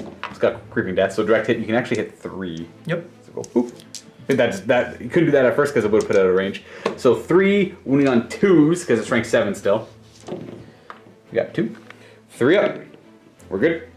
He's going to shoot backwards, monstrous creatures. 3. 360. So 3 right there, sure. And going to scatter direct hit. So 3. Can you get 4? 3 on them. Wounding on 2s. He's strength 7. Yep.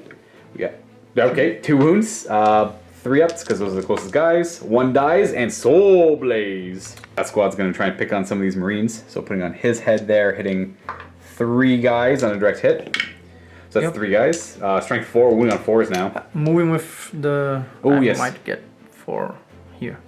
Oh, right? Sure. Yeah, that works. Yep. So... Force to wound now. That's 1. And we're okay. Same target with those guys, hitting 3 on a direct hit. With a scatter, with a Creeping Death, it hits 4. Wounding them on 4s. We have 2, 3 ups. So this guy dies. And then we have 1 more from them. Yep. Same spot, hitting 3. It's 1 inch scatter, so it's going to go... Actually, that might be kind of tough to hit 4. Let's see. Yeah, it still hits 4. It only went that way, so it just kind of went down. It was still hitting him, more importantly. And 2 wounds. We're good. So, not a morale yet, because I only lost 2 out of 10. He is going to shoot at the same target, hitting 3 on a direct hit. With Creeping Death, it'll be 4. Okay, sure, that is 7 inch scatter. Yep. So with that scatter, Creeping Death lets you hit 2 of them, wounding on 2s. We have 2 wounds, armor. Oh wow, hey, that was actually a pretty big deal. So that's going to kill, well, I guess, we'll say them because I didn't actually roll it properly. It could have been him, but we'll just say them for simplicity. Okay. And we have 1 more guy that can shoot. And down over here. Those troops right there? Like, let's see. We're going to aim on top of his head, With that, Flying Shriek and direct hit would be... Ooh, that's a 6-inch scatter. And land there, and Creeping Death will let you hit 1. So wounding on a 4 or 2. Yeah. I have armor. Dang it, that sucks. That is going to be 20% of the unit, so that's not enough to panic. That's all the shooting. I owe you a morale on those troop choices over there. The Tactical Marines, who hold, but they are currently Soul Blazed, and they are currently Soul Blazed. I actually owe you a morale for them, because they lost 2 from Life Leech. They're holding as well. The one guy holds. He's going to charge just them, just because Monster Screecher, single model. They're going to Overwatch, of course. So first guy, we got 1 hit. Second guy, third guy, 2 hits, and the last guy, 4 hits. Whoa. And your T7, 7. So 5's to wound. We got 1 wound, AP 4, so I think you have a demon save. Unless he's got a brass collar. He's got a brass collar. So 3 up armor then. 1? Oh, sorry. Yep, just 1. And he takes the damage, he's down to 6. Yoink. This charge distance shouldn't be that hard. I'm actually kind of poking out, so we don't have to actually go into cover there. Boom. Charging over here, this squad. This was him. Oh, he's going to charge. Yeah. Okay, so you're going to declare over here? Mm-hmm. All right, go. I'm not going to bother overwatching. Okay. 7? I think that I don't think so. Yeah, 7's a fail. Yeah. Okay, so now they want to charge? Yes. Okay, so I'll overwatch against them. Because they did not Fury, that squad over there Furied. This guy has no line of sight. We're going to go 2, 4, 6, 8, 10 shots. 6 is... Bang, bang, bang. 2 hits and 4s. 1 wound. They have a 3 up armor though. And that one guy there takes the damage shot. Charge distance. Good enough. So this guy would have to go base contact, and then this guy would creep in there as well. Yep. And then yeah, he can just go around. Boom. They're going to declare charges, so he's going to go against them. It's going to be a lot harder. That's a fail. Yep. And then that squad over there, might as well roll it. Oh, that actually might work. 12 to... So we're going to have... they charge there. Even going through this, they would still would have made it with a 10-inch charge. And that's it for charging over here. Do you want to start over here? Yeah. Okay. Let's do it. So... Everybody attacks at the same time? Yeah. So this guy, because this guy would have to go there. So they fight initiative 1, they fight initiative 4. Can he stay here? You have to try and go base to base contact Okay. when you charge. Yeah. 3. They get to fight, and then my guys fight, and then they fight. 9 attacks because they charged on 4s and 4s. 4s. We have 3 wounds, 3 up armors. I guess I should have done that more carefully, but I made it. And then my guys they would have piled in at the same time. So he's already piling over there. You would try to get right there. And then I'm going to put all of their attacks into them, and then that one guy has to fight them. So he'll have 2 attacks for extra close combat weapon, and Blood Angel's wound on 3s, brass collars, so 3 up armor. So that's 1 damage, but you can put it on him. 8 attacks into them on 4s, and 3s to wound because of Blood Angels. So we have 4 wounds on them, who haven't gone yet. They have 3 up armor though, so it kills no one. And then I have the Sergeant who has 3 attacks with that power sword. 2 hits. Oh, nothing. 15 on 4s. And 4s. That's 4. Yep. These are going to be... I kind of want to do Artificer Armor on that one to try and tank them all, to try and go into combat by 1, but I'm going to roll a 1, I know it. That'll lower their leadership as well. Artificer Armor.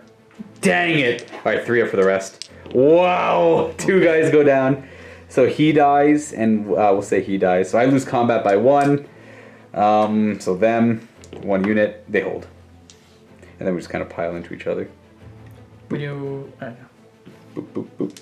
We have this fight over here. I'm just going to put them on the ground level just so they don't have to... 1 Hammer of Wrath. Oh yeah, 1 Hammer of Wrath first. Wounding on a 2, naturally. Sure, okay. And then I'll have 1 attack each. Bam. What's your web skill? Probably 4. Yeah, so Yeah. there. And what's your T? 7? T7. So no wounds. Just check if it's 4, but 6 attacks because he charged on 4s. Got 3 hits and killing on 2s. So 3 die.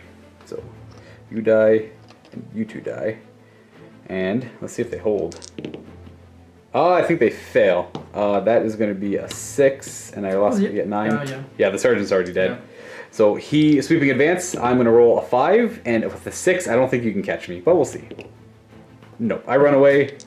I run 6 inches towards that table edge. He runs over that way, and you get to consolidate D6 inches. 4. He's gonna hide from Sanguinius, or attempt to. And then we've got this fight. It's your turn, so I'll let you do your pile-ins first, and then I'll do my piling in. And you go there, you go there, you pile in, you walk around. Doing both units together, might as well. We're all fighting at the same time. Yep. 10 attacks, force. Ooh. Is it 1 and 4, or is it 2 and 3? 2 and 3. Yes, Those two, 2 and 3. those 3. Gotcha. So force to hit, force to wound, 1 wound, 3 up. Man. So we'll say you die, and then I'll do, but he has to fight, so we're going to go, so it's 2 and 3, so it's going to be 2, 4, 6, 8, 10 against them. And then, yeah, 10 against them, 2, 4, 6, 8 against them. You know what, we're going to go 2, 4, 6, 2, 4, 6, 8 against them. And then 2... So sorry guys, it's going to be 2, 4, 6 plus the sergeant on those two, and then 2, 4, 6, 8, 10, 12 against them. That's what I was trying to say. The 8, sorry, the 12 attacks hitting on 4s. 3s to wound.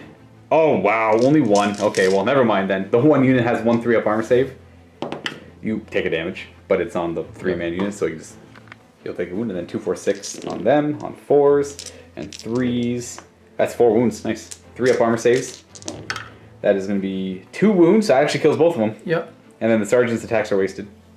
I guess the sergeant could technically attack over there. Well, I guess I declared the attacks beforehand, so no, they're wasted. So I win combat by 1. No, 3. By, yep. 2. I win by 2, because I did 3 damage, you did 1.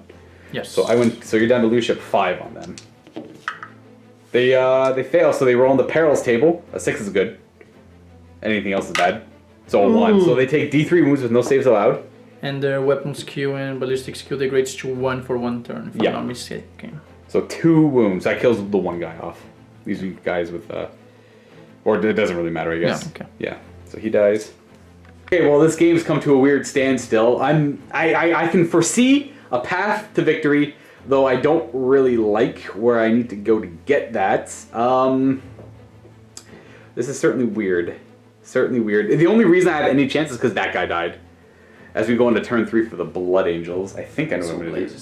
Oh yeah, Soul Blazes. So, yeah. Which is that him guy, and was it the troops? I think the troops. Yeah. So we'll do him first. On a, and he took damage from Life Leaf. So we'll do on him on a 4-up. Nope, his burns out, and then the troops. Nope, they burn out too. Okay.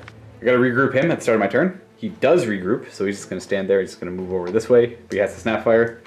This Land Raider has decided he doesn't need to be here anymore. He's going to move forward. Moving there, if I have to roll Dangerous Terrain, he's good. He'll end there. Sanguinius is pretty much going to take his spot. He's going to jump, whoosh, kind of like right here-ish. Yep. Let that die for a sec. Let's put him right there. Already pre-measured. It's about a 7-inch charge to get into this guy here. And he has to take Dangerous Terrain when landing there. He's okay. They have to move through cover, so we're only going to go 4 inches, unfortunately.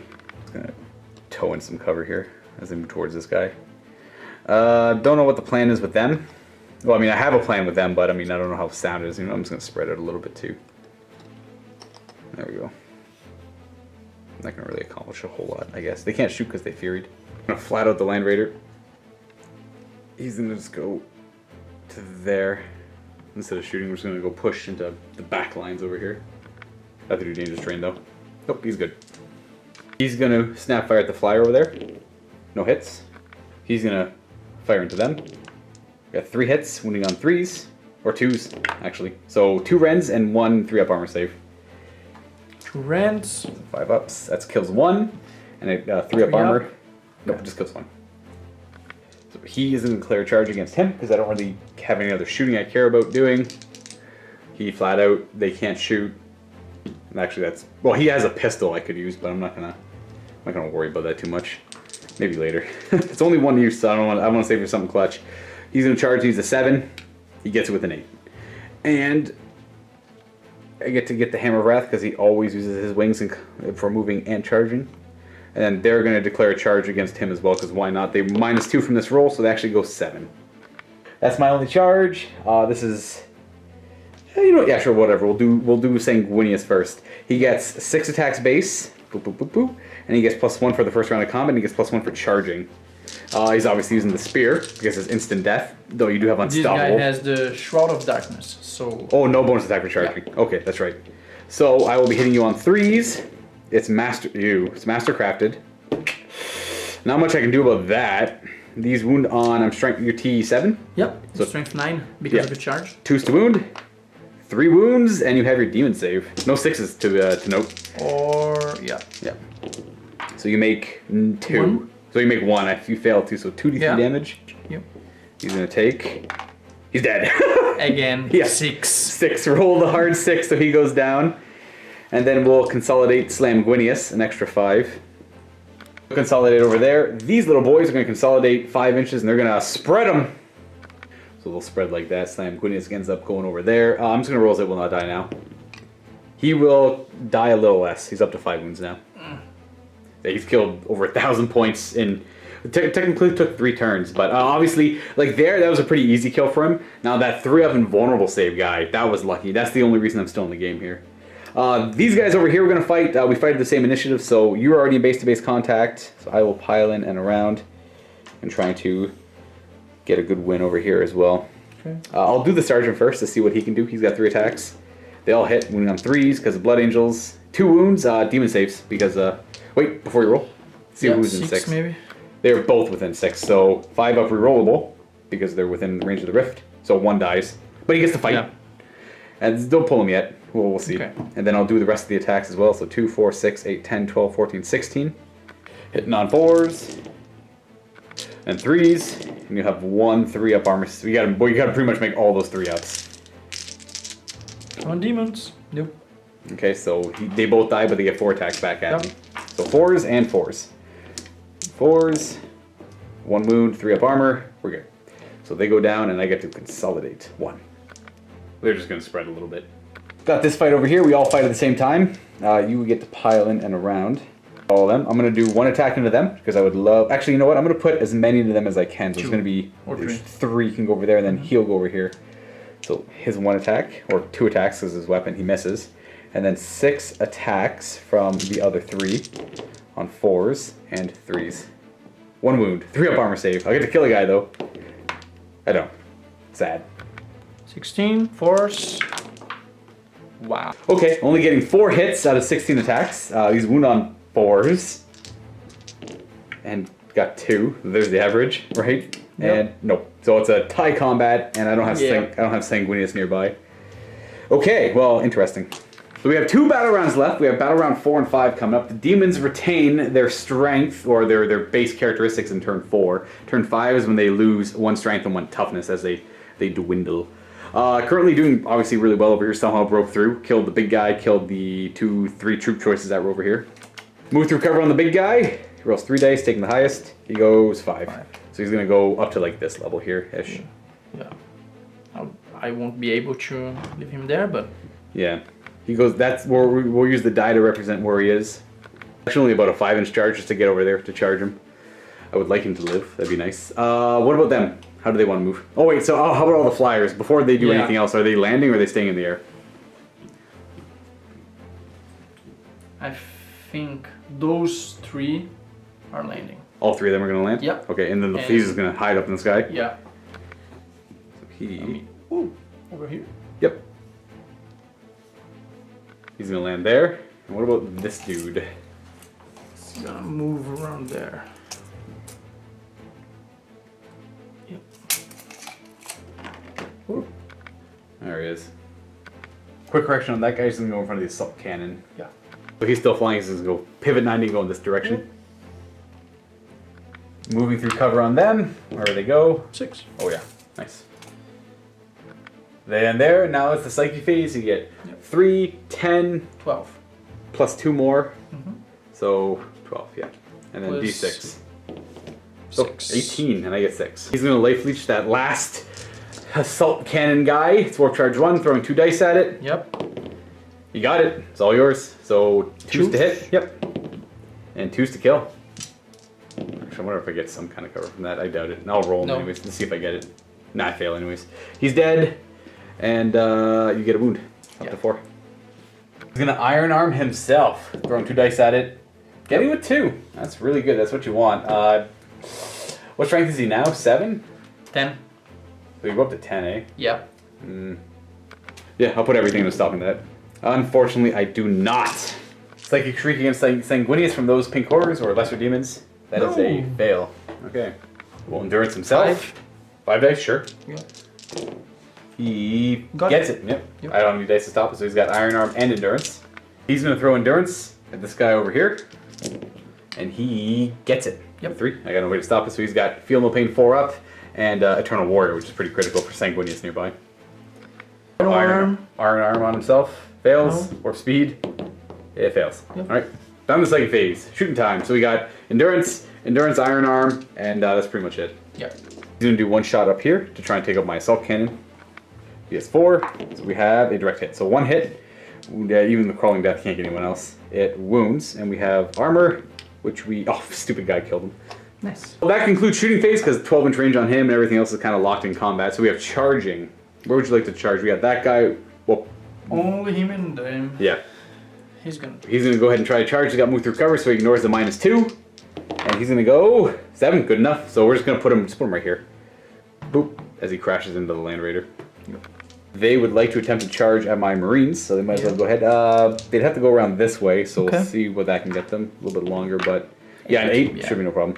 Let's do this fight first. See if you can kill him. You have +1 attack for charging. 5 attacks on the charge. Sorry? Oh, oh, geez, that's really good. Armor 13 on the Land Raider. Well, you hit me on 3s because I'm up skill 1. And we have 2 misses, and your strength 10. Yeah. So 3s glance. So I'm on 1s and 2s here. Ah, he's gone. And it doesn't matter if he blows up because he can't hurt you. So he is out of here. That's a pretty good one for you. Consolidating. 2. It's not really going to get too far. It's kind of like leaning over the edge. Yeah. Something like that. And then we have the big annoying fight over there. We have 30 attacks in total over here. 4s to hit. 4s to wound. And we got 6, 7. It'd be cool if I made all these 3-ups. 2 guys die. But they get to fight back, so I'm going to say these 2 in the back here die. And then these 2 are going to go. I'm going to have 3 of them attack that squad of 3. And then this one guy will attack this squad over here. So the one lone attacker has 1 hit, 1 wound. They have a 3-up armor save because they have brass colors. Yep. So 1 fails. So 1 guy will take a wound. 6 attacks on the squad. Above me, 1 hit. And 0 wounds. So we're done there. I lose 2. I lost combat by 1. So we hold. We hold. So dies and dies. And I'm surrounded. Well, that is pretty much it for your turn 4. Yep. We're going to go on to my turn 4, where it's going to be pretty basic. Losing the Land Raider kind of sucked. I'm going to start with moving these guys. They're going to go 6. So they're going to move 6 this way, and it's kind of obvious. They're just going to run towards the table edge and try and hunker down over here, and hopefully nothing can really get them. You have 1 turn to essentially kill 2 troop choices. And then this squad's also going to move 6 inches. Oh, unfortunately, they have to move through cover. Watch them roll a 1.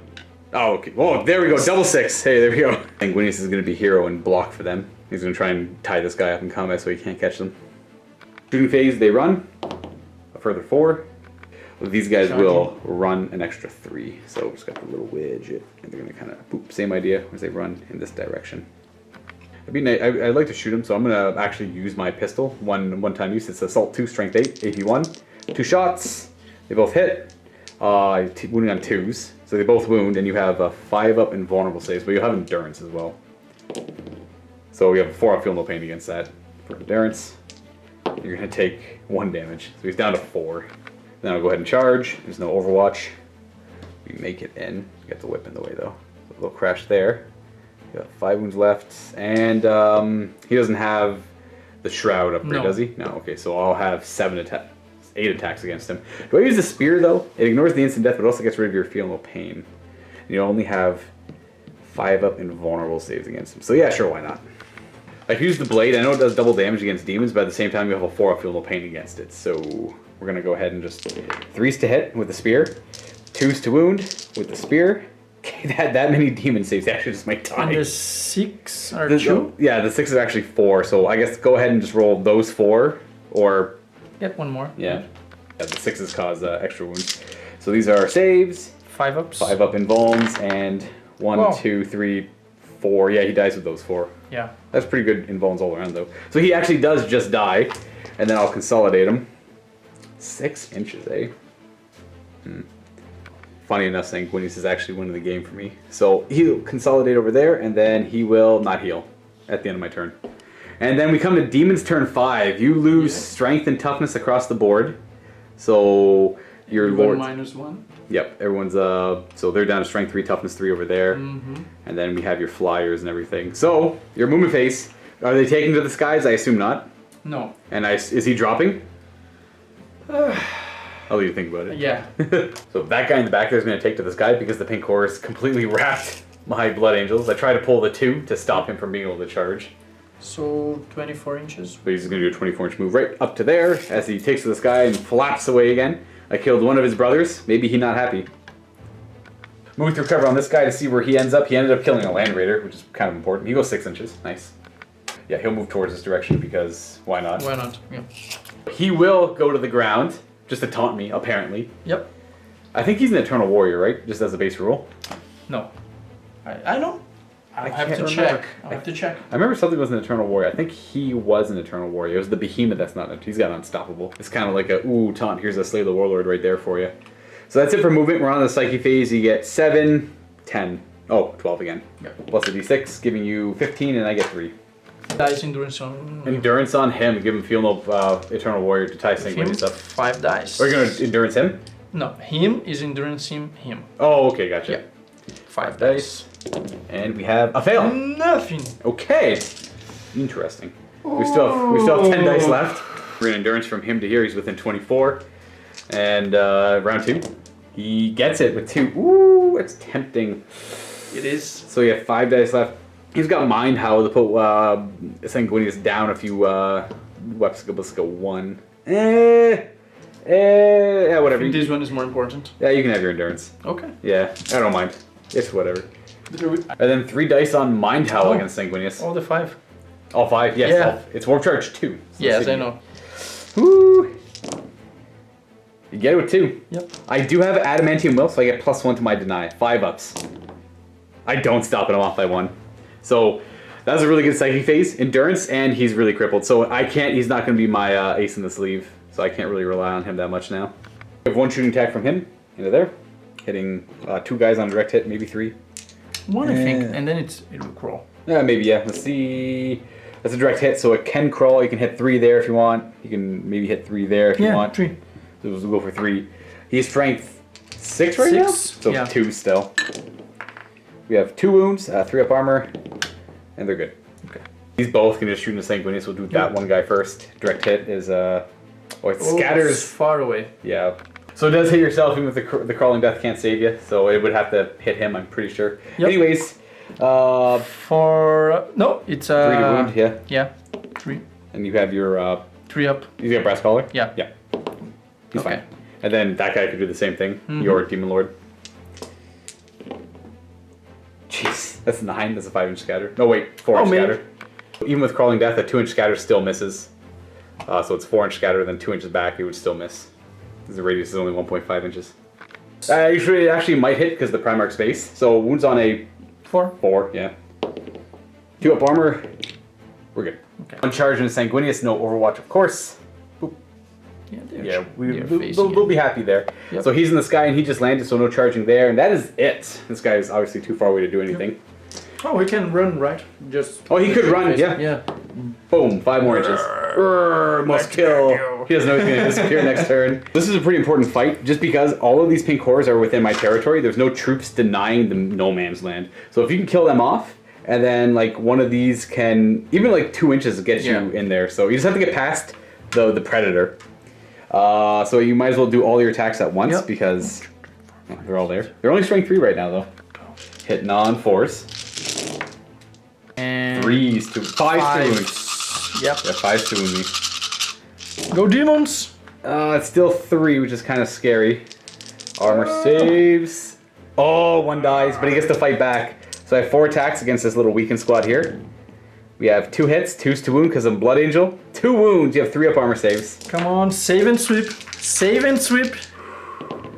Oh, I kill one. It's a tie combat. So it's up to you which of those 3 die. Though was against them, so yeah, okay. Him die. So more importantly with that is that this guy would try to pile in and around to get into the base contact there. Okay. After they swing, and then he dies. Yeah, sure, whatever, he can die. So I guess he would die, then everyone just kind of... Oh, it's a tie combat, so no one, so we all just kind of crunch together again. Mm-hmm. And then we have this fight. You have endurance on currently. I definitely get to go first, but only weapon skill 1, so I hit you on 5s. Getting +1 attack for having... Oh, what's it called? The first round of combat being Sire of the Blood Angels. Hitting on 5s. It's master crafted, so we have 1 hit. 2 hits. I wound on your T6. 5 now. Your T5, eh? So I wound you on Choose. 3s. No. Oh, it's strength. Yeah. I think it's just strength user. Yeah, it's strength +1, I think. It's the spear, right? It's strength user or +3. So it's only strength 6. Oh. 5 attacks on the charge, hitting me on 3s because I'm a weak weapon skill. Your strength 6 right now? Yeah. So you wound me on 4s. And I'll have a 4 up and vulnerable save. 1. Alright.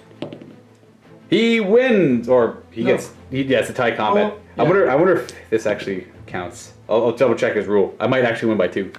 Leadership 10 goes to 8 because I won by 2. He doesn't break. He just suffers D3 damage. That's the good thing No, about actually Daemons. we're gonna roll. So Oh, that's true. So he takes 5 D3 damage. Yeah, it's just D3 damage. He takes 1. 1. He's got 4 wounds left. He's go- 4 wounds left on him. Sanguinius is pretty nerfed right now, though, so on my 5th turn, he's not going to do much. And then, that's it. That's the last turn for the demons, as we go on to the last turn for, well, for me, as the Blood Angels. These guys are just going to move and run, so we're going to run them, so they're going to go 11 inches. Going to end up like that, getting to my opponent's deployment zone. These guys are going to... Doesn't really matter at all, actually. They're just going to trip and fall, though. They're in no man's land, claiming no man's land, or at least having a true choice in no man's land.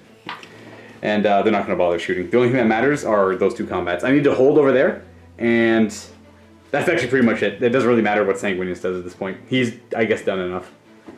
That combat over there is pretty critical, though. Kind of afraid. So we fight at the same time. We might as well do that one first, because this could decide the game.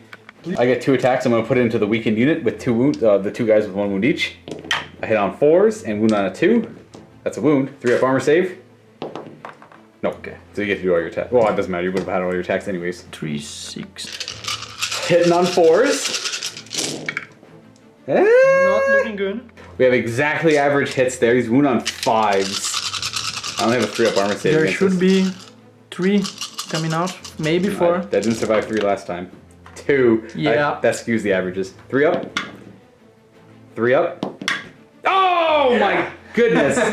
Alright, so consolidate. So let's see, they need like a 3-inch or a 2-inch or something. Let's see what they can do. That's the wounded squad. They go 5, yeah. So the rest doesn't really matter. So he's dead. That's technically. Let's just check. Those guys, 5. Yeah, they're all gonna kind of spread Yeah. out. Keep 1 squad over here. They're gonna end something like that after they all consolidate. These guys are in my territory. Those guys are in no man's land, denying me the 5 points over there, which sucks. I really wanted Sanguinius to be able to go on my turn. So yeah, I wanted them to be able to... I guess no, he wouldn't be able to answer that. He was going to be charging in on my turn if he didn't get caught in combat. Just to win the combat by for sure. Yeah, by a bunch to try and make them all crumble. Alright, Sanguinius attacking the demon, going first, hitting on 5s. It's master crafted. We have 2 hits. I want to see those 6s again. We have 1 wound. You have your demon save and endurance on, so it just does 1 damage because we have endurance. Thad. On 3s. 3s to hit. And 1 and 4 to wound. Alright. So I actually win combat by 4. So 6 or less. Yep. No. And he's gonna rolling on the chart, the Palace chart. Got a 2, so D3 more wounds. He takes 2 more. Yep. Down to 1. He's got 1 wound left. Nice. And that's the end of the game, guys. That's the end of turn 5. It does not continue. For scoring, I get 7 points plus the price of failure. I'll figure out what that is. I think it's 1, but it might be more. I should be more, because I remember something, a Stormblade being 3 points. So, yeah. 7 points there. You did 95 points over there for that, and I can't get the 3 points over here. So I have no troops, and you have troops there denying me anyways. Now, for your own primary objective, you forgone the primary on this one, so you had... I killed 9 units of yours. Yes, so you get 9 points, and I have 7. and I have the price of failure, but there's also last man standing. Whoever has the most amount of units left on the table, which is definitely you, because you still get the secondary, so you get 10 points. That is the end of the game, folks. I just went to go double check the score. I have 8 points because of the price of failure. Now, the price of failure only being worth 1 point always kind of irks me wrong. I think I might start doing a house rule of... I did that Apocalypse game where it was a third of their hull points or wounds rounded down. I don't know, that might be too much. Well, I'll figure it out. Price of failure only being 1 point, though, doesn't feel great. It took a lot to kill that guy. Didn't take a lot in this case, but it should have. It should have taken a lot to kill that guy, and for it to only be worth 1 point. We'll see. I did lose this game, though, just because you got your primary objective of kill points. You killed 9 of my units, that's with all my independent characters included. I only had 12. I only brought 12, so I got 1, 2, 3 remaining over here. Actually, you have 10 points because of last man standing as well. I didn't expect to win in this game, but the Blood Angels did a lot better than I expected them to, but that was due to a lot of good rolling on my part. Sanguinius was a monster. He was a beast. Yeah, for whatever reason, like the second I started crap talking him, he was like, okay, you know what, I'll do better. I swear I'll do better. He's got a bad rule set, though. 6 damage there, 6 damage here, just killing stuff. It was perfect rolling. It was literally perfect rolling for him, and you know what, he almost brought it through for me, but if I had to give him some rules, he definitely needs hit and run as the main one. And then, honestly, I think with hit and run, he'd be perfect.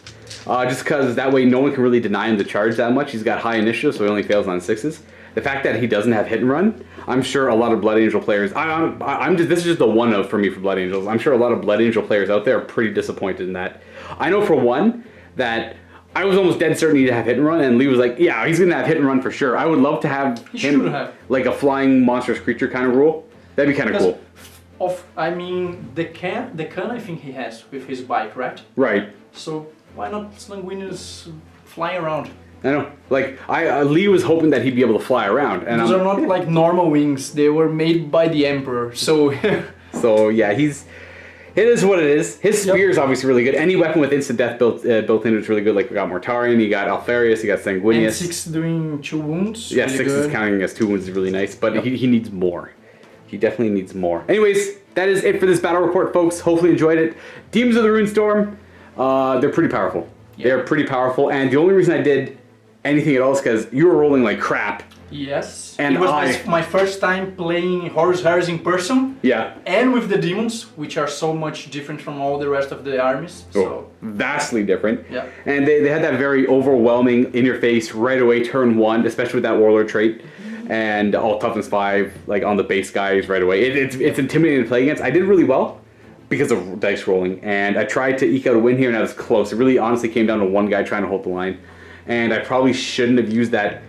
Well, the Artificer armor, of course I naturally rolled a 1 on the first die. That was a big upset for me over there. That really sucked, because that would have been the difference of the game. I would have won if they had survived. But it is what it is. It's a dice game. And the Blood Angels were kind of fun in the end with Sanguinius running around, but again, I'll say it one more time. He needs hit and run. I can't. And what's up with this pistol? It's a one-use only Melta pistol, Inferno pistol without the Melta rule. There's something up with him. He's missing some stuff, I think. Maybe he's a martyr, you know. Yeah, maybe Forge Roll will fix him up a little bit. He needs it. He needs to die at the end. Yeah, he can't survive. He can't be all that good. Maybe I don't know. I guess it doesn't really matter if we update his rules or not, because he's just gonna die narratively anyways. Yeah. Rest in peace. Poor Sanguinius. Happy wargaming, everyone, and I will see you in the vault for my next Heresy game. I have no idea what it is yet. Alright, people, it's the next day. Marco and I have decided to do a narrative game for the Horus Heresy for the vault members. If you're not a vault member, you can click on the link below and check this out. What we're doing is the assault on Davin with Horus and the Sons of Horus as they try and take out the governor Temba as he has gone rogue, and they don't know why. Horus's goal is to kill him outright. But what he doesn't know is his future is about to change forever. Now we have a custom scenario set up. We've already got the board set up, as you can see down here. Here we have Zone Mortalis tiles set up to represent the structure that this conflict took place in, and we have Auspex scan blips down to show where forces are going to be for Marco as he goes through the doors. And the special scenario we have set up, or the special mission, is that every time a unit goes through a door, it has a chance of the ceiling kind of crashing and making this impassable debris pile, as the integrity of this place is not sound, and it's kind of falling down around the Sons of Horus. And the goal is to get Horus or at least to get, yeah, to not lose Horus. So once he's down and injured, then the whole scenario is a wash. To get him to one of the two areas over here, because this is where Temba's going to be. But Marco has no idea. I know where he is. I've already figured it out. If you're not a Vault member and you want to check this out, click on that link below. Get yourself a 7-day free trial, access to the rest of our Heresy stuff, as well as thousands of videos of the Vaults. Happy wargaming, everyone.